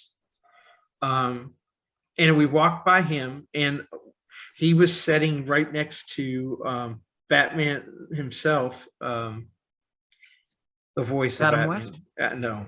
West? Kevin Conroy. Kevin Conroy. And so we had a nice conversation with them. Conroy was like, hey, I was like, would you do me a favor? And he goes, yeah, what? And I was like, can you, if I get my son to call you, would you leave a thing on his voicemail so that you answer his phone for him? He goes, sure, that would be great. Guess who doesn't answer the phone? Didn't get a hold of me because he was calling while I was at work, and I couldn't answer my phone. And I was like, answer the phone. He's like, meeting. He goes, come back by, we'll try it later. And then I never would have been able to get in touch with him. But the guy who played Herschel, he was like, you know, I really love, and I started telling him all the movies I've seen him in and grew up in. He goes, you've seen those? I said, yeah, I've been watching movies for a long time. And we really hit it off, and then we started to walk off. He goes, wait. And he comes up and he gives us these, you know, they walked off because I'm name dropping. I'll continue. Went to go get drinks or probably go to the restroom real quick. And so I'm just breaking stuff. And so he gave us this big hug, and he was telling us how that, you know, he wished that he could dress up and walk around a place like this, but he was kind of bashful about that kind of thing. And he goes, you guys just come in and you just, get so involved in everything. It was such a beautiful conversation. He was such a great person, and a real humble actor. And then you think about other people we've met who are so full of themselves, they don't want to give you 2 seconds. Well, I mean, like when we, and this isn't the same thing, but I can't think of his actor's name. I'm sorry. When you met Michael Biehn, that was really cool. You guys had a really good interaction with him. Yes, we got several pictures with him. I mean, Lance Henderson talked to me for forever. Yeah. Even Robert Englund, man, and that one guy who was so, wait, you need to move along. I need to have a conversation. And Robert was like, don't leave. He's been bothering me all day, and he will come in and dominate the conversation. As well, that's fine. I can handle it. And then we started to walk off, and he cut us off. And Robert goes, "Go ahead, go on. Let me deal with this guy." And we had to go because we had to get back to the table. Well, the coolest one I remember that we've met that was awesome. He kept on coming back to the table and was talking with us was Michael Rooker. Michael Rooker. He was supposed to do a commercial for our comic, and then they ran him out of the building because he had to go do an interview. Mm-hmm. He goes, he kept coming back. I'm gonna come back. Y'all be ready. Y'all got to be ready so we can do this. And I was like, man, we're gonna be on a threat comic with Michael Rooker. This is gonna be awesome. And then we were waiting, and they were telling you we're closing. It's time to go. And so we walked over, and he was gone. And we said, hey, Michael was going to come back and help promote our book for us and stuff, because I gave him copies. And they said, oh, he had to leave. He was scheduled for an appointment. He was doing a radio broadcast or something where he had to go to where he was going. But even the guy who played Bullock, I can't think of his actor, the guy who was in Gotham. He was in Ghost Rider. He was in Blade, the original Blade. He played one of the vampires. He was a great dude, man. He come by, shoot the breeze, and talk with you. And then later on, when he walked by, I was like, hey, can you come back by and I get an autograph? I don't have my autograph book with me. And he was like, sure. And he was wonderful. They're just some of these people who are so great, humble, and appreciative of the audience. And there are people who are there and they just see you as a dollar sign to make money off of you. And it's kind of heartbreaking when you meet a hero that you've always looked up to and you find out they're a dick. Which one was that at? I didn't even get the name. Not gonna name names. I might meet him again, and then you're the dude who called me a dick. Yeah, you want to see? But all right, how was Jim Beaver? I have to know that. Vince, are we talking to me? Yeah, Jim Beaver. You and Ember met Jim Beaver? I'm trying to remember. One of the Balls. He was great. And the guy who played who was the guy from the 60s who was into the Crowley, the British actor who played Crowley. Oh, we met him, and Ember did something that pissed him off. And he was like, he would corrected her, and Ember was like, I don't care who you are, we're not gonna, and they got at it. He goes, man, I love her. And I was like, yeah, that's my daughter. And he was like, she's a good one, and he just loved the interaction because she held nothing back and neither did he. And that, I mean, I met like some of the actors from like the sheriff from Support Your Local Sheriff, which was what's his name's movie. He was the father from Teen Wolf. There are a lot of people I've met and got to spend time with. Not as much as I would. I even convinced Kevin Costner to try. Not Kevin Costner. I tricked myself. What the Hercules? Kevin Sorbo. Kevin Sorbo to try to lift Josh, Big Josh, because I was telling him, whispering in his ear that you're his man crush and he's really, really in love with you. And you would make his life, his heart would swell so much if you would just take a picture holding him up in your arms and looking longingly. And he was like, man, I'm for it if you are. And I was like, all right, let's do this. And he goes around and he's like looking at Big Josh and he's like, I think I can do it. And he starts to, and Josh is like, what are you doing? No, wait a minute. No. And I said, you want this, man. You know, this is what you've lived for. And, but we ended up getting a picture with us all hugging each other and everything. Yeah. And he patted him patted Josh on his back. He goes, I love you too, man. And we were walking off. Josh says, what did you tell him? I'll tell you later. So every time, all day long, every time Josh would walk by that area, Kevin would go, hey man, hi cutie, give him a wink, just dying. And when he figured it out, he comes back and he's like, you son of a it's like, hey man. Well, it's just like, if Vin Diesel would have been there, it would have been one thing that Josh would have been like, we had to have dragged him. Josh would have just immediately went to his knees. We'd had to drag him away. I'll have your man, baby. Well, there was the one thing where it was like me, Andy, and Kevin all paid to get Josh to be able to get a picture and an autograph with Kevin Nash. So, and he was just like in tears, ecstatic, and just excited because that was his favorite wrestler. And I love the fact that the short few years that I was able and healthy enough to do the cons and promote the book, that I got to take my grandson to these cons and introduce him to people. He actually danced with Darth Maul himself, Ray Parks. Ray Parks. And Ray Parks was like trying to teach him capoeira, and they were doing all this stuff. And he went over and he was like, is your son in martial arts? We were like, yes. Well, Amber was saying yes. And he was like, what kind? And he was like, no, you need to get him in capoeira. I can give you some names. He's got talent. He's got all this. And Logan didn't know who the hell he was because he was not in Darth Maul's makeup. And I said, that's Snake Eyes. He's like, who? I said, that's Darth Maul. And he's looking at him. He was like, really? And he got up. Ray Park got up, walked around, and he was like, man. And he went over and talked to him for a little bit. He brought him back. He goes, get him in. And he sat down, and they actually made him sit down and deal with other people who were standing in line going, get him the hell out of here, because we were really blocking the line. But so here again, one of the greatest science fiction movies never watched.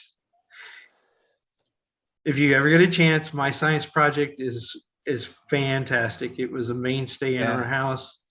And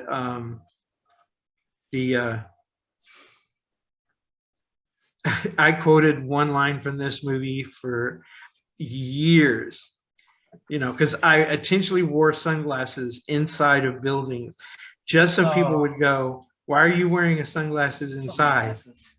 Say it, Colin. I think you know what it is. I'm not going to steal your thunder. You do it.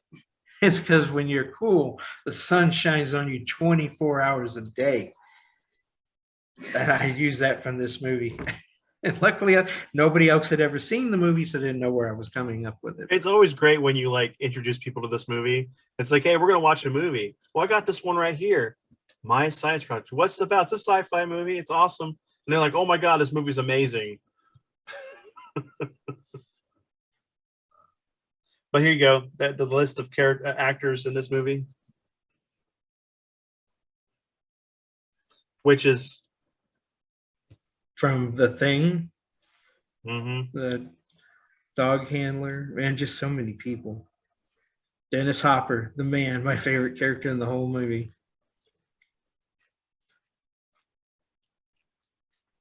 Yep. David, got anyone you start mentioning real quick?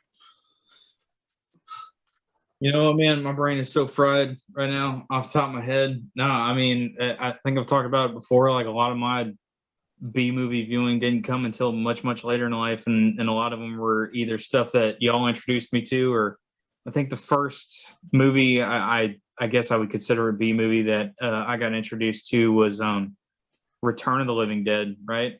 Where all the brains and all that stuff came from. I was over at Andrew's house. We were watching. He was While watching he's that. talking about that, I'm going to step out for a minute. I hate that movie. You hate that movie. But yeah, I mean that it was mostly zombie flicks early on, right? It was always horror, just because horror lends itself so easily to B movies. But I mean, there was other stuff. I guess if I think about it a little bit more, nothing that was super notable as being something that I would really feel like going back and watching. But there was like with my grandfather, he was really big into nautical style movies, right? So, or not just movies, but we watched like the Horatio Hornblower series. But it was over there that I watched Cutthroat Island, which is a just awful movie. But man, that last battle scene where they just blow the ships all to shit is good stuff, right? Just mindless, ridiculous action, over the top nonsense was always a fun little mainstay of stuff like that. I mean, you know, and now with the internet culture the way that it is, there's so many folks that you can go out there and they do all these reviews of all these old movies, right? That you can sink your teeth into and go take a look at. Like in the past year, I found like Tammy and the T-Rex, what was it, Frankenhooker, all that stuff, which is just Frankenhooker. Yes. yes. Yes. Just absolutely crazy. Just And absolute schlock. Love yes, it. yes, absolutely. And that was where you know, one subset of B movies that I'm trying to find a nice avenue into, and I think Amazon posted a thing where they're going to be doing a collection of them, and I found it through watching Guillermo del Toro's The Strain, right, where you had the former luchador person who fought monsters, and what I didn't realize is that Santo. there was El Santo. yes, El Santo. El Santo. Yes. I had no idea these movies existed, but it was through The Strain that I found, man, these things are real. Like, this is actually based on a real series of films. So yeah, Amazon's coming out with a collection of a bunch of El Santo movies. So I need to get my man, there was so much stuff. There was so much crossover stuff that they did with him. That is a nice rabbit hole. So just the fact that, like, I mean, the most famous one is the Treasure of Dracula, right? Because you had the two versions of the movie. You had the clean one, and then you had the one where they added all the softcore stuff into it. Yeah. But the fact that the premise for that movie is described as thus, that, you know, a luchador creates a time machine, which I guess is a callback to earlier what we were talking about, creates a time machine to go back in time to steal the Treasure of Dracula to build, I think, an orphanage. And it's just the fact that that's a plot in a movie is so hilariously batshit insane. It's fantastic, and it's just great, right? And it's done so you know, straight, because that's what makes that's what makes so many of the B movies great, is when they're played completely straight faced, right? These people went into this movie to make a good movie, and they just didn't have the skill, didn't have the acting, didn't have any of that, but they put their heart and soul into it, and it makes it so damn funny and so entertaining to watch it. What's funny is there's a group that I'm in. It's called B movie, and there's horror movies, Hollywood B movies, and another one, science fiction. And somebody will pop up a picture, right? And they'll go, "What is this movie? I can't figure it out." And so you have to figure out, for those of us who've seen a lot of movies, we're sitting there trying to figure out what this scene is or identify who the actors are. And a lot of them are from the old black and white luchador movies, where the main guy fought vampires, aliens, mummies, you know, and all this other stuff.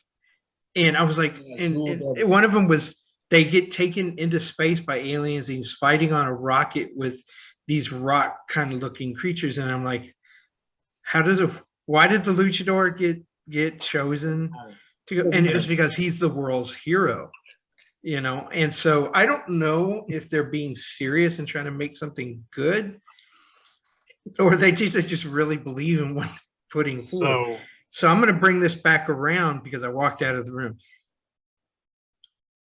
The Return of the Living Dead and the sequel kind of goes back to what we were talking about, being bankrupt in ideas, because both the first one and the second one are the exact movie with the exact same actors with a different type of telling of the story, but it's the same.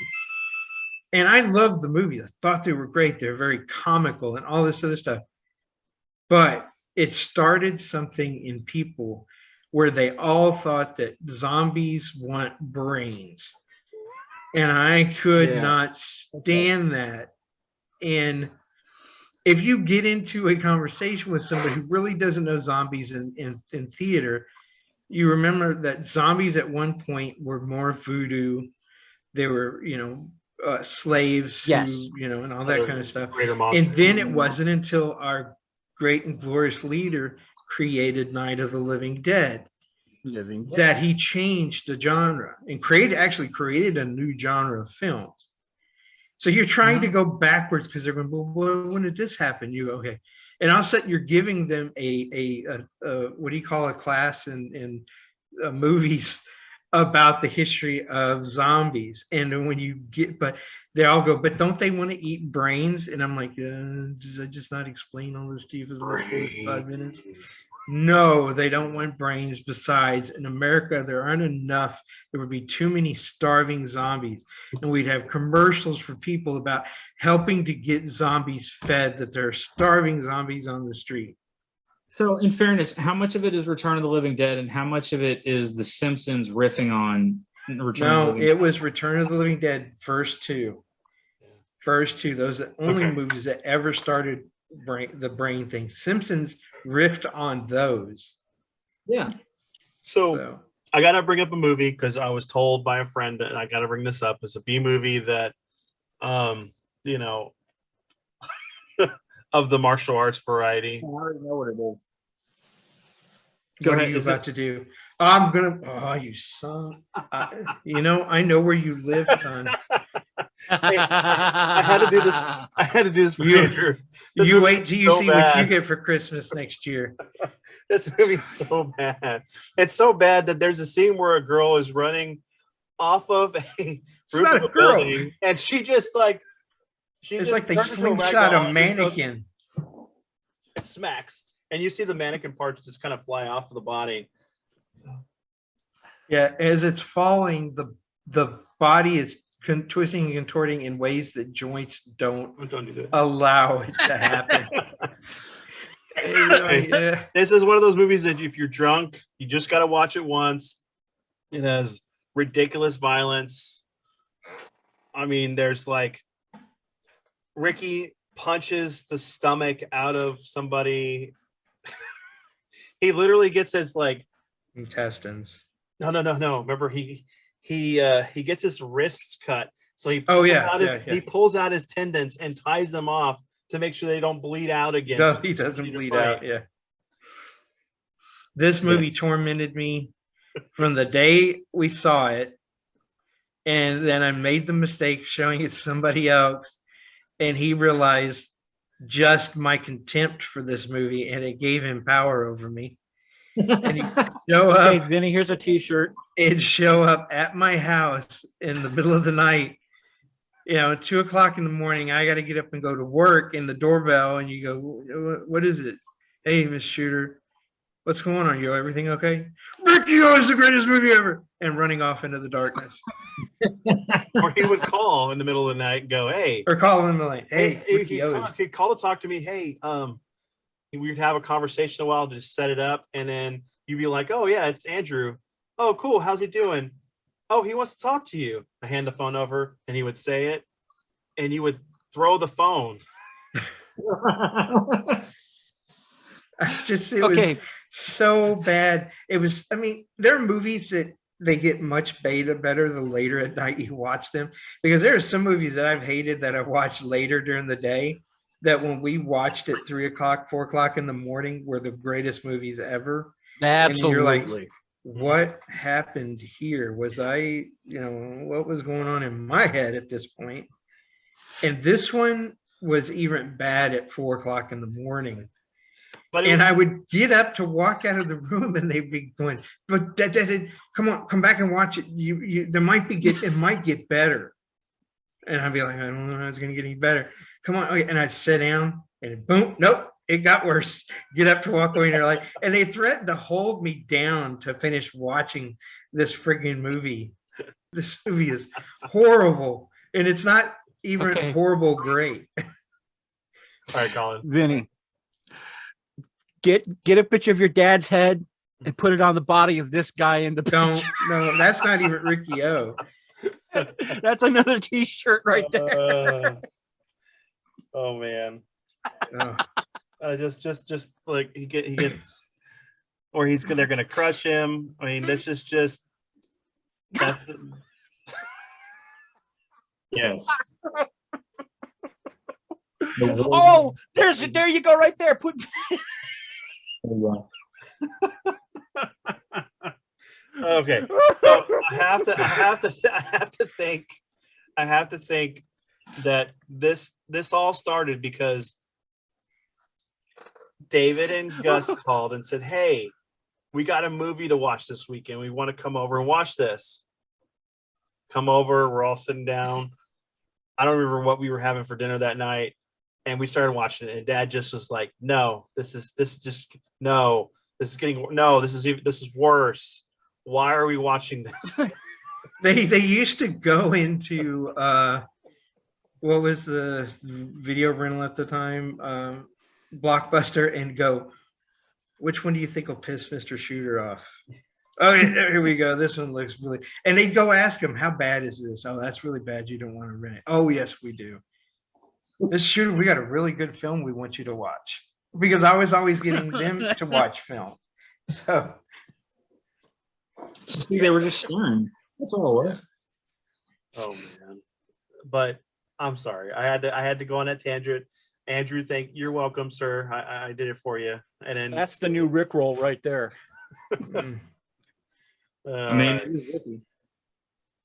Colin, man, what do you got B movie wise? Well, for me, when I think B movie, I mean, I've already mentioned several of them, but for me, B movie stuff is like Ed Wood. Okay. I mean, Plan 9 from Outer Space. That's one of my all-time favorites. And then I've got, like I said earlier, Shocker is another great one that I really enjoyed. Mitch Pileggi is the bad guy. Mm-hmm.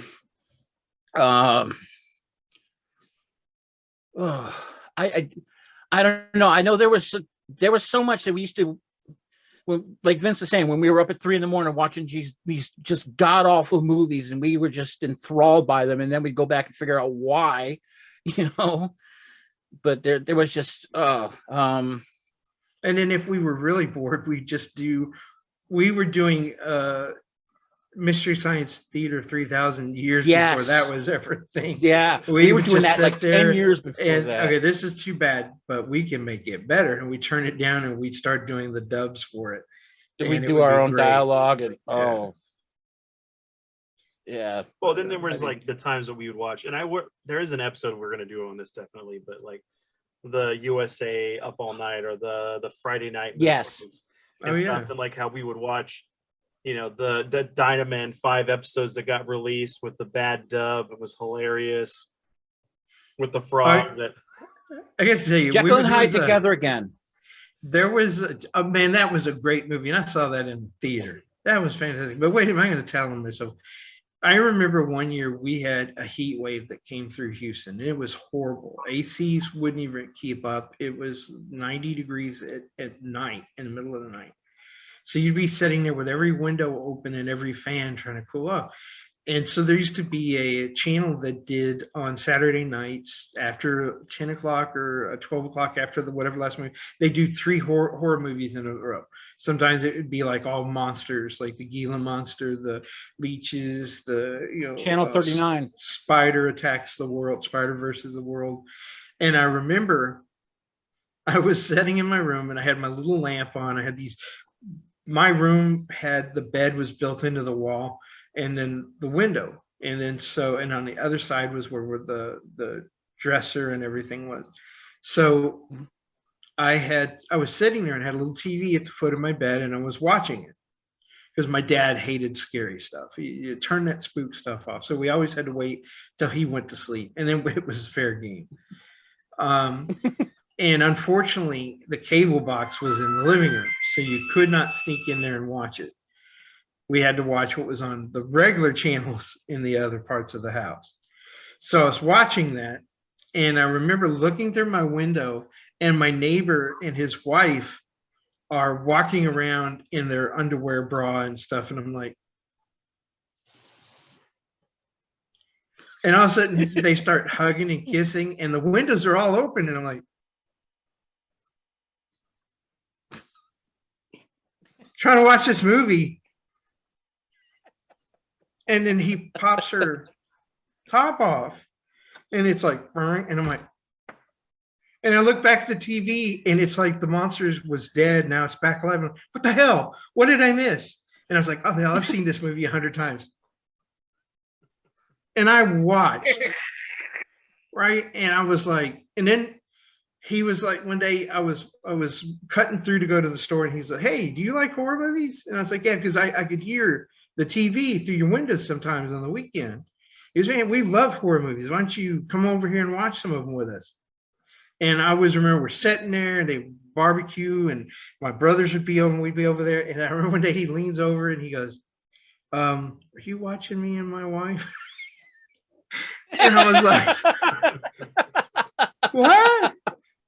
No. My voice went so many octaves higher. It was like a lie detector. And he goes, it's all right. It's all right. And I was young too. He goes, just it's creepy. You stare. I was like, and so he was a pretty cool guy. His wife knew, but after that, they started shutting the windows, and I was the blinds. I was like, I should have said no. I wasn't watching. Could you imagine that been like freaking, Fright Night and stuff, and you're sitting there looking, and then he goes down to bite her in the neck, and then you're haunted by vampires and stuff. Then I would love to see that. It's like my pawpaw versus Jerry Dandridge. I don't think Jerry Dandridge would survive. No, not back then. Now I'd be in trouble. But yeah, back then, no. It was funny because. What you mean you want to come in my house? Vampires and monsters were so much a part of the kids' lives because they were part of my life. And I remember Vince was like, they come in there like, are monsters real? And I go, honey, yes, I believe some monsters are real. I said, but the worst monsters are going to be people. So you should be more afraid of people than you are of any monsters that are out there that might get you. But I'm not going to lie to you, because if I lie to you, one day you're going to find something and your last thoughts are, well, my dad died to me, but no, I don't want that on my conscience. As my face is being ripped apart by some lizard monster. But he wanted a vampire fighting kit. And so I made him one. Oh, I remember that. I was like, now this is just for you to protect yourself in the house. You don't take it out. I promise. I'll never don't show it to your friends. Police are going to come in here and they're going to take y'all away from me. Don't show this to anybody. But this is yours. Had holy water in it and everything. So I'm sitting there, and I've become a legend in this apartment because my kids are telling stories that I'm a great monster hunter to all of these kids. And so these kids would come up and start talking to me about monsters, and I'd go, well, that monster is from this mythology, blah, blah, blah, blah. And so I built this cult following. So one day they're out playing and I'm watching a movie. and they come into the house and they walk out. Come into the house and they walk out. And I'm like, what's going on here? So I was like, was that part of the vampire kit? And I said, oh shit. So I had this vision of these all kids are holding some big trucker down who's trying to sleep because he drives at night, and they're staking him through the heart. And I'm like, this isn't going to bode well for me. So I open the door and I look, and I'm like, and they're all crouched around this one apartment. And I'm like, so I walk down the stairs and I start walking. Get out, Dad! Get out! Miss Shooter, get out! Walk up. Okay, what are we doing, guys? What's going on? So they sat down and explained to me all the reasons why there's a vampire that lives here. And I never see the guy who lives there in the daylight. He's always coming out at night.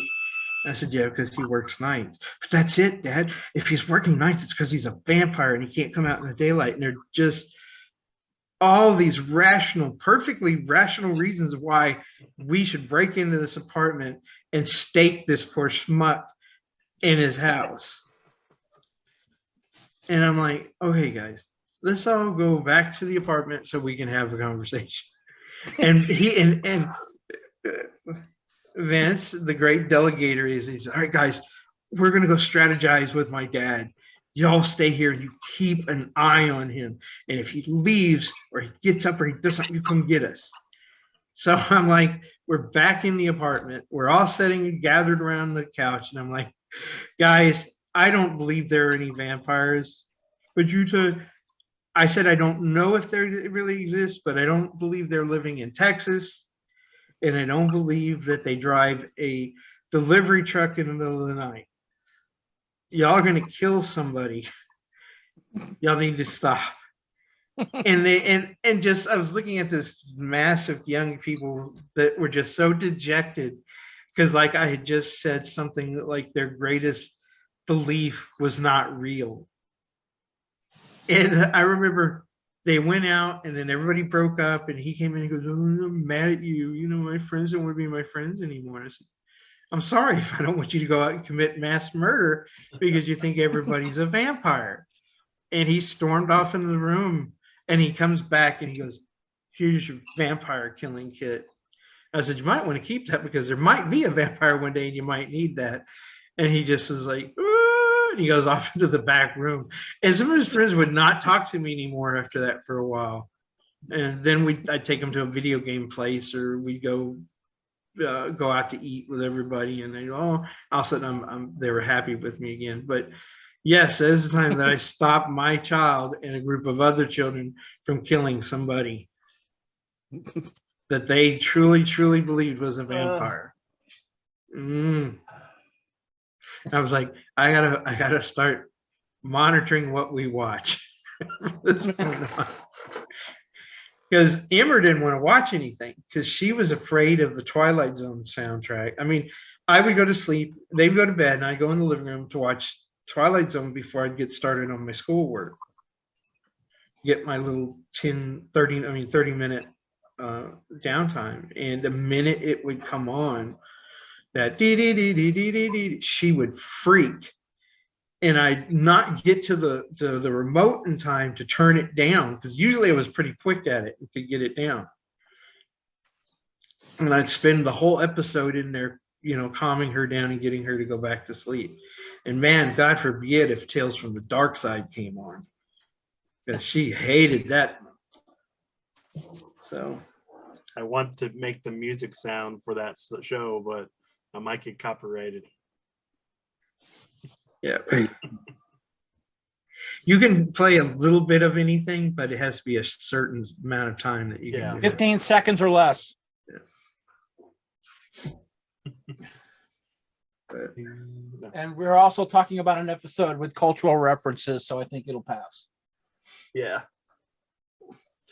Well, and it's funny because at that time I was watching always like Monster Squad and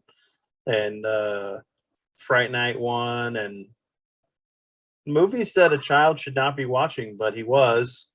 Oh, thank you for telling everybody that. Appreciate it. We've already Monster Squad was not that bad. Man, that ship sailed. We've already done that. Yeah. I'm like, That ship I sailed. don't, you know, I don't. Father I'm of the year here, embarrassed people. by the whole thing. I mean, to be honest, if you think about it, I remember like it was funny. This dude's house had like freaking gang signs and like, where was He like had those upside black down. curtains. He had black Upside curtains down, and yeah, stuff to he had the darken the black- house so no light would get in. man. So I could. I mean, it Well, was so like did my all- brother. Yeah, it's just David's over there going, yeah, they'll never be over in my house again. Can't, no. never. The Bang. sad thing is, like, what was it? I had what was it? I would sharpen my own steaks, and then I had holy water and just a couple crosses, some garlic. I mean, it was That was a good cut. a little bit of silver. I had a little bit enough of stuff. I was creating my own supernatural show in real life, even though I didn't even know that show existed. Well, it didn't yet. It would have been what, closer to Kolchak, the Night Stalker, right? Night Stalker, yeah. Yeah. Except that was when I was a kid. That was before they were even born. It would have been X-Files. Could you imagine what the Period. newspapers would have been like for that whole thing, that incident? No, that actually happened? No, I'd like to shift over to another conversation now.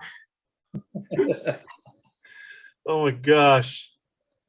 David, you talked about Exorcist 3 one time, and you were talking about the crawling around on the ceiling, and Man, in we're the doing a lot of it was a callbacks. hospital, and that is the only of the Exorcist movies that ever scared me out of my own house. Because I was laying on the couch, the kids were all out playing, and it got to that part where they come in and find the person dead in the bed, and they're, want the hospital shut down and want to find out, and you see the shadow, and you look, and then they show it's the nurse, and she's doing that little funky spider crawl around, and that look on her face and everything. I don't know what it was, but that disturbed me so much. I immediately turned the TV off and went out and sat on the porch for a while and watched these guys play. So Only one other movie's ever done that to me. It was Scarecrows. The only time I've ever had that happen to me was when I was working the projection at the movie theater, and I saw Pulse, right? The Japanese one. Japanese one. Yeah. Yes. And there's that scene where the guy goes into the room and he turns, and it's just a long room, and he's like right by a couch, and there's a woman who you can just barely see her as she slowly comes out of the wall, and it's just this very unnaturally slow gait that it's like she's walking underwater right towards him. And there's a moment where she kind of stumbles and catches herself and then picks herself back up. And it's such a creepy scene that you can't really, explaining it does not do it justice. You really have to see. It's that unnatural. What Yes. do they call that when you see a robot or something that's so close to human, but it's not quite there? But yeah. Uncanny Valley. So It's that kind of a feeling. yes. And so it was that moment in that movie. And so there I am with my laptop, right, watching this unfold. And then I have to go change out a reel, right? Or I have to go rethread a new, a new movie. I have to rethread another film for the next film. Yeah. So I go walking out down from the lighted area that I start in into the much darker area where all the projections are going. And you just have flashing lights, right, from all the different movies and stuff. And just in my brain, I knew in the back of my mind that right behind me down that way was that woman just slowly walking towards me. I was like, nope. Not gonna turn and look. Yeah. I'm gonna just continue walking forward, and I'm gonna go downstairs. I'm gonna go get me something to drink. I'm gonna come back up here, and it'll be fine. And I'll be good. And it'll be fine. But yeah, that's Slowly I turned. Yeah. Well, that you can't beat the whole Inch by inch. The two things Step that I by had step. were, one, it was funny because when I watched The Shining for the first time all the way through, it kind of creeped me the hell out. I was like, oh man. And I had seen a lot of movies, and I was like, okay, I'm gonna go put on a Disney movie right now, just because it was like, I needed to cleanse my mind. And that doesn't work because, No, hey, it's gone. I've forgotten all about it. I'm going to go back and lay down now. then it's right there. Boom, it's right there, 3D in your mental vision, and your eyes pop up and you're up all night long because it's there. Yeah, and then the other one was like when I used to have the dreams about Freddy and stuff. Of course, I had Jason show up and kill him. But hey, when you're a kid, you create the biggest bad to take on. What did I tell you when y'all were little? Yeah. If you're having a bad dream and it's something you can't fight and it's too terrible, you bring in the baddest thing you can think of into the dream to help you fight it off. And yours just happened to be Jason Voorhees. Oh man. What do you mean? Where is he? He's standing right behind you, Dad. What? Yeah, Jason's right behind you. What do you mean? Yeah, he's right behind that tree. Oh, he sees a tree behind me. He's still dreaming. Because I thought some guy broke in the house wearing the outfits, got a machete. Yeah. And this is the part where I turn to look and I get in the middle of my forehead.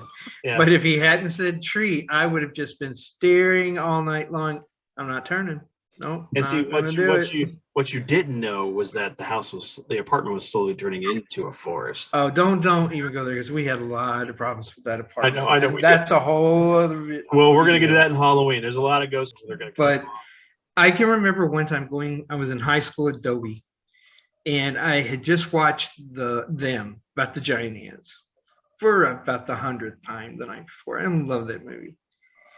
And I've never quite heard anything that sounds like the ants, that sound that they make.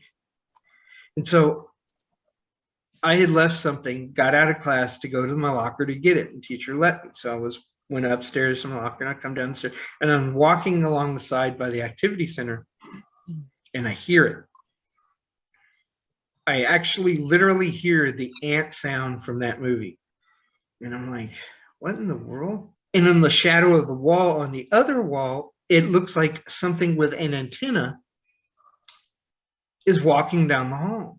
And I'm like, whoa, wait a minute. What is this? Did I step into one of my movies? Have I lost my mind? Is a giant ant gonna come around that corner and I gotta run?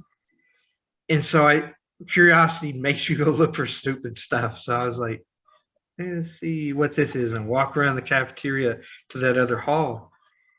And then and I see the shadow on the wall, and as I'm just about to turn and look, a guy comes through and he's got a mop bucket that's got a bad wheel on it, and it's making that ant sound, and he's mopping. So it's his back with the mop, kicking the mop bucket in front of him, mopping the floor. And he's like, looked at me. I must look like I was expecting a ghost, because he looked at me like, what's wrong with this kid? And then I booked it and ran to my classroom and got into class. I was like, I ain't telling anybody at this school if that ever happened. And now I just said it on the internet. Yeah. Yeah. Who's going to hear it? Like what? All 36, 4 years, 60 4 years people that later. we know. Yeah. I mean, 40 years in the past. What is this? Tachyons? No, this is frequency. It's certain frequency. I'm going to be listening to this later, and when I'm older, talking to my younger self. Wasn't it frequency? Yeah. Yes. The other reference. Another great beat. The Prince of Darkness. Another movie reference. How many can we do? All right. So let's get this down to the last bit. I want to ask you guys a question. If you won the lottery for about $5 billion, Enough money. What two B movies would you remake?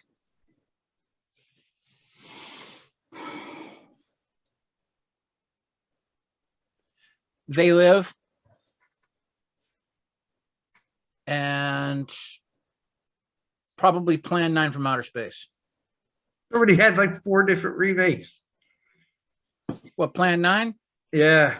Only one. Only one. But think about it this way. You get to remake it to be a big blockbuster movie. Yeah. Plan 9 from Outer Space is a great movie premise. He had a limited budget and stuff like that. Execution seems to be the problem with that movie. Which was what with a lot of his movies. But but even even the remakes, they're usually, one was like a sci-fi made, definitely would have been on the Sci-Fi Channel, and then another one was a little bit bigger budget, but yeah, because there was Plan 9 and then there was a Plan 10 sequel, and they were both Plan 10 was it wasn't great, but they tried. But no, I mean, I think that and They Live would deserve modern treatment. Okay. Because there's so much more. Yeah. Oh man, I really got to think of it. This has completely caught me off guard because I've thought about this before. I've come up with names and I'm legitimately drawing a blank. I mean, no, y'all gonna have to give me a little bit of extra time to think about this for a second. Because I mean, so if it's just a movie that I would like to see remade and redone, right? As a blockbuster movie. One that I can say right off. I mean, I've always wanted to see Starfighter, right? Redone, the last Starfighter. I know that's not really a B movie because it did have a lot of effects and all that back in the day. But it'd be a B movie. I mean, I liked how I would have loved to have seen them really lean more into like the alien designs, right? Because even for that time, the alien design on a lot of that stuff was really well done. And it would be really cool to see that redone and taken to that level again. And you could even still do it with, how online gaming and all that, like Fortnite and all that crap and all the tournaments that we have, you could still apply that again. Even now, it wouldn't be the arcade cabinets, but you would still have that ability to tell a similar story along with that. I think, yeah. Well, here's I could think of.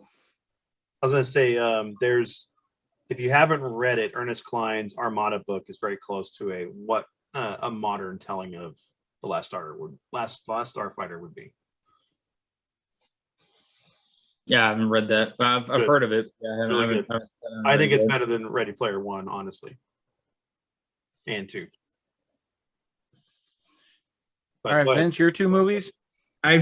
He asked me this the other day, and I was like, "Wow, I don't really know," because the problem is that just because you have more money, can you actually do honest or justice to a film that was really good?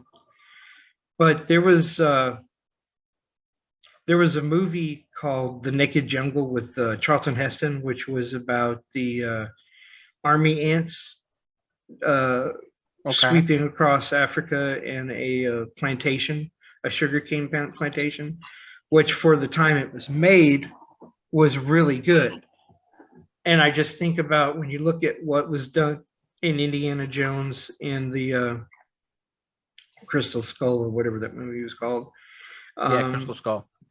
The ants from that reminded me of that, and it always reminded me, wow, that would be a really good movie of humanity fighting ants. They don't have to be giant. They just have to be in mass. We'd be in trouble. Yeah. Like Phase 5 was a really good movie on ants, and it shows the dangers of what happens when mankind goes against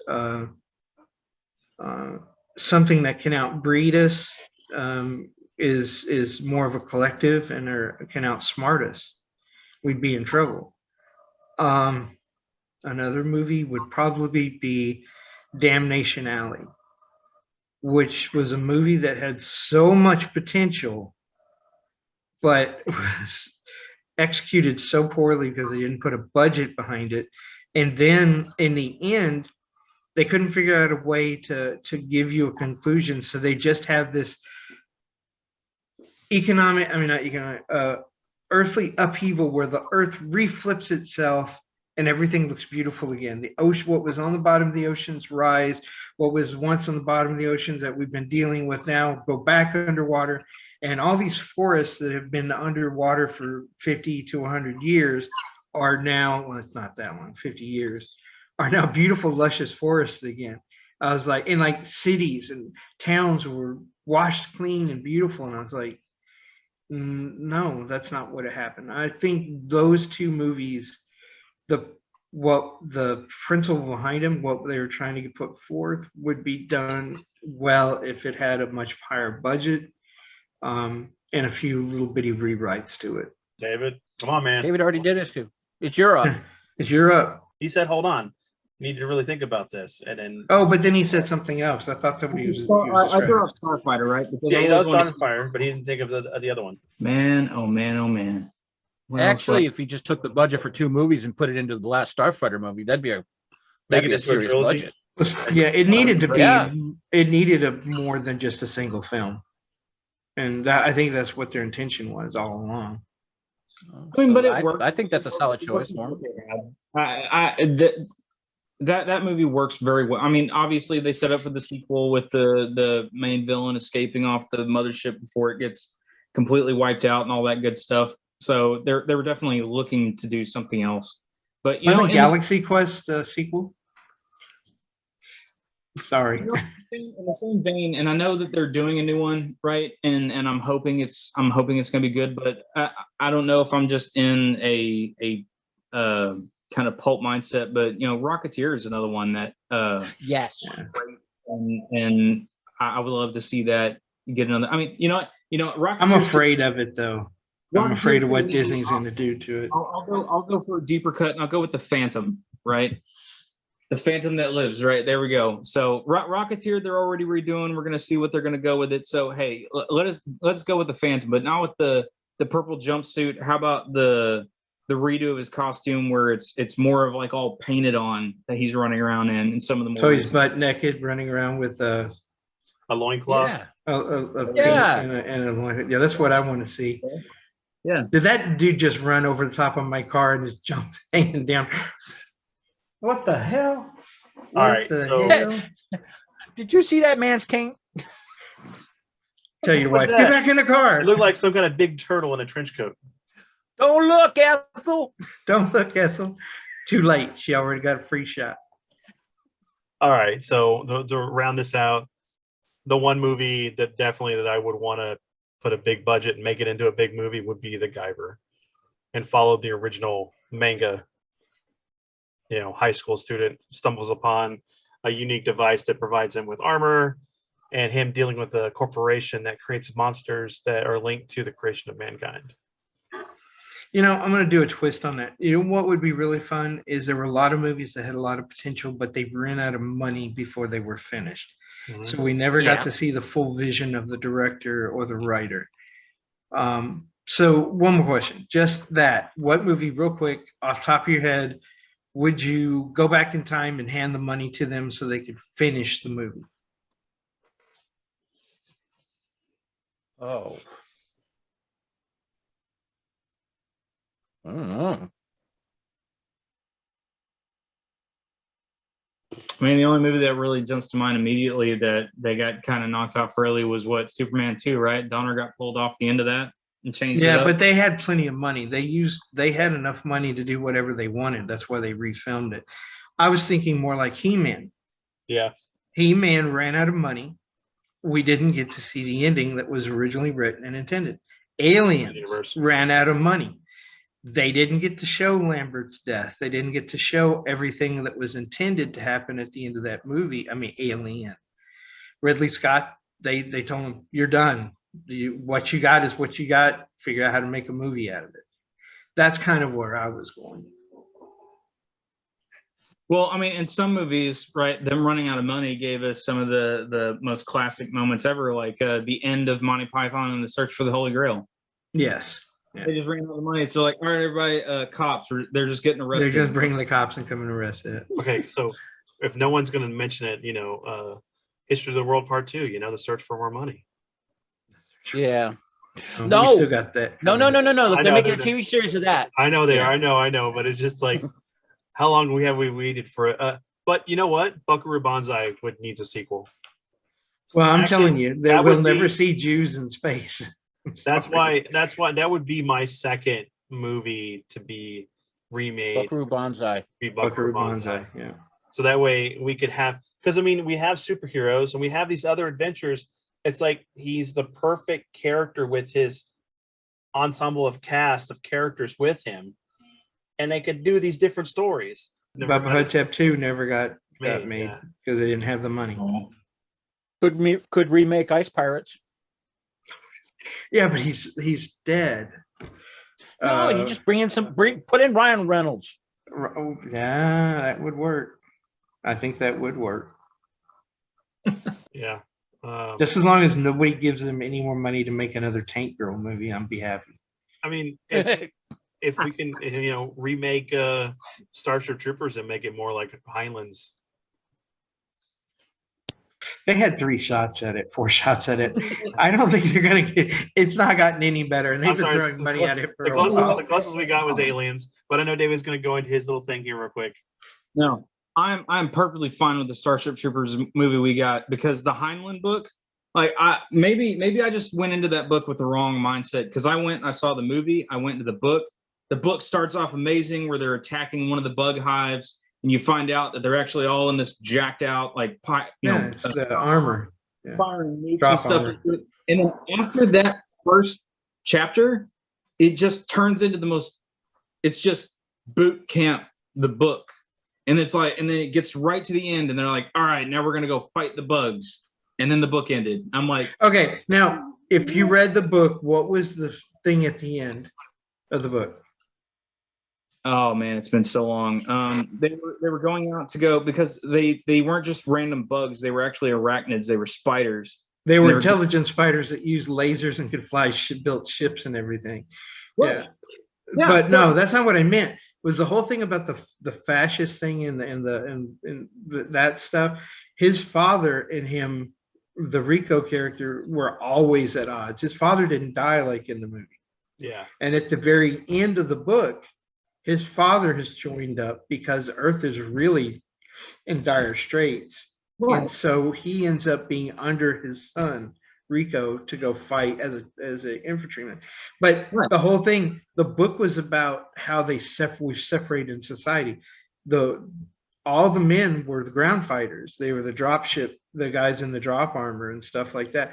It was the females who where the Air Force flew all the ships and the fighters and everything. And that segregation that was tearing the society apart, when an insect society doesn't have any of those limitations and they bred faster than we did. And then by having them super intelligent and can build things.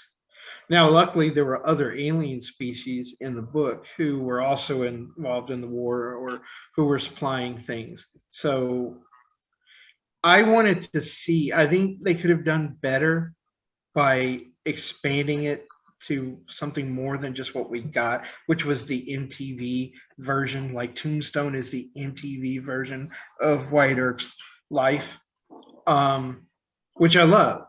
That's what a popcorn flick is supposed to be.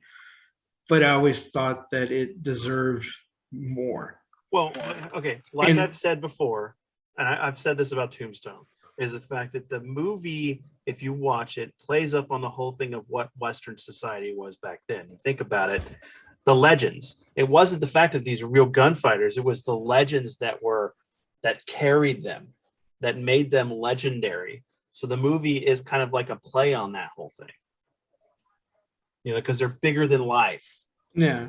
But I always liked when in the Kevin Costner bio that he did, where he was like talking to somebody, he's like, I don't think it happened that way. I don't remember it happening that way, but you go ahead and tell me how you remember it. Yeah. And that was the perfect statement for the difference between the two films, but there was one more I wanted to bring up that was like that. Puppet Master, another Heinlein book. That movie was actually better than the book because Heinlein had put so much into that book, except when you think about when Heinlein wrote that book and all the technology he predicted long before it was ever going to happen. The only and then at the end of the book, for us all to walk around naked because we've become so used to having our clothes off so you can see who was carrying the parasite and who wasn't, that it had opened up society into this beautiful thing, but yet we still had a lot of technology around us. I just thought of another one. Since we're talking about sci-fi now, all of a sudden we're talking about B movies that if we were to do them again, to see them done bigger budget, Second Variety, right, with screamers. Yep, that'd be awesome. Which one? I like the first one because it was pretty close to the book. Yeah, the second one was pretty horrible. I've never seen the second one. I've only ever seen the first one that followed the short story pretty closely. Yeah, with Peter Weller. Yeah. You know that movie had like multiple different endings, right? No, well, yeah, there was one where he actually made it to Earth, but it looked like he had been turned. Because there was one where like they're before whoever the president is, and he's talking, and you see them moving around in the audience who's there, and then it stops on the boy. It's another version of the boy with the teddy bear. So because I'd seen that one. There was the one where he took he let the girl go. He let the girl go, and he sacrificed himself. Yeah. Then there was the one with the ending we got with the teddy bear. Yeah. But there was supposed to be one where it was actually just him getting to Earth and be okay or whatever. Well, yeah, it ended. What it was that he gets to Earth, but by the time he got to Earth, the bear had infected him and turned him, and then they were making more of them, and so they were trying to show you that once it hit Earth and they could manufacture themselves, we wouldn't stand a chance. It's like that's why you don't want to have an alien face hugger on Earth. Anyway. All right, everyone. I hope you enjoyed this episode of the podcast. Please tell us what your favorite B movies are and the movies that you enjoyed that Ivan Reitman made. And then, maybe tell us what your favorite moments of our podcast are. I know we briefly touched on it and went off on a whole different shenanigan topics and stuff, whatever. But until then, have a good one. We love you. Please like, comment, subscribe. It helps the channel out. And please do whatever you can for the environment, because the blob is up there in Antarctica and it's melting. And if it melts and the blob thaws, we're all in trouble. Yeah, we'll all be one giant amoeba. But remember, Head and Shoulders is the way to go.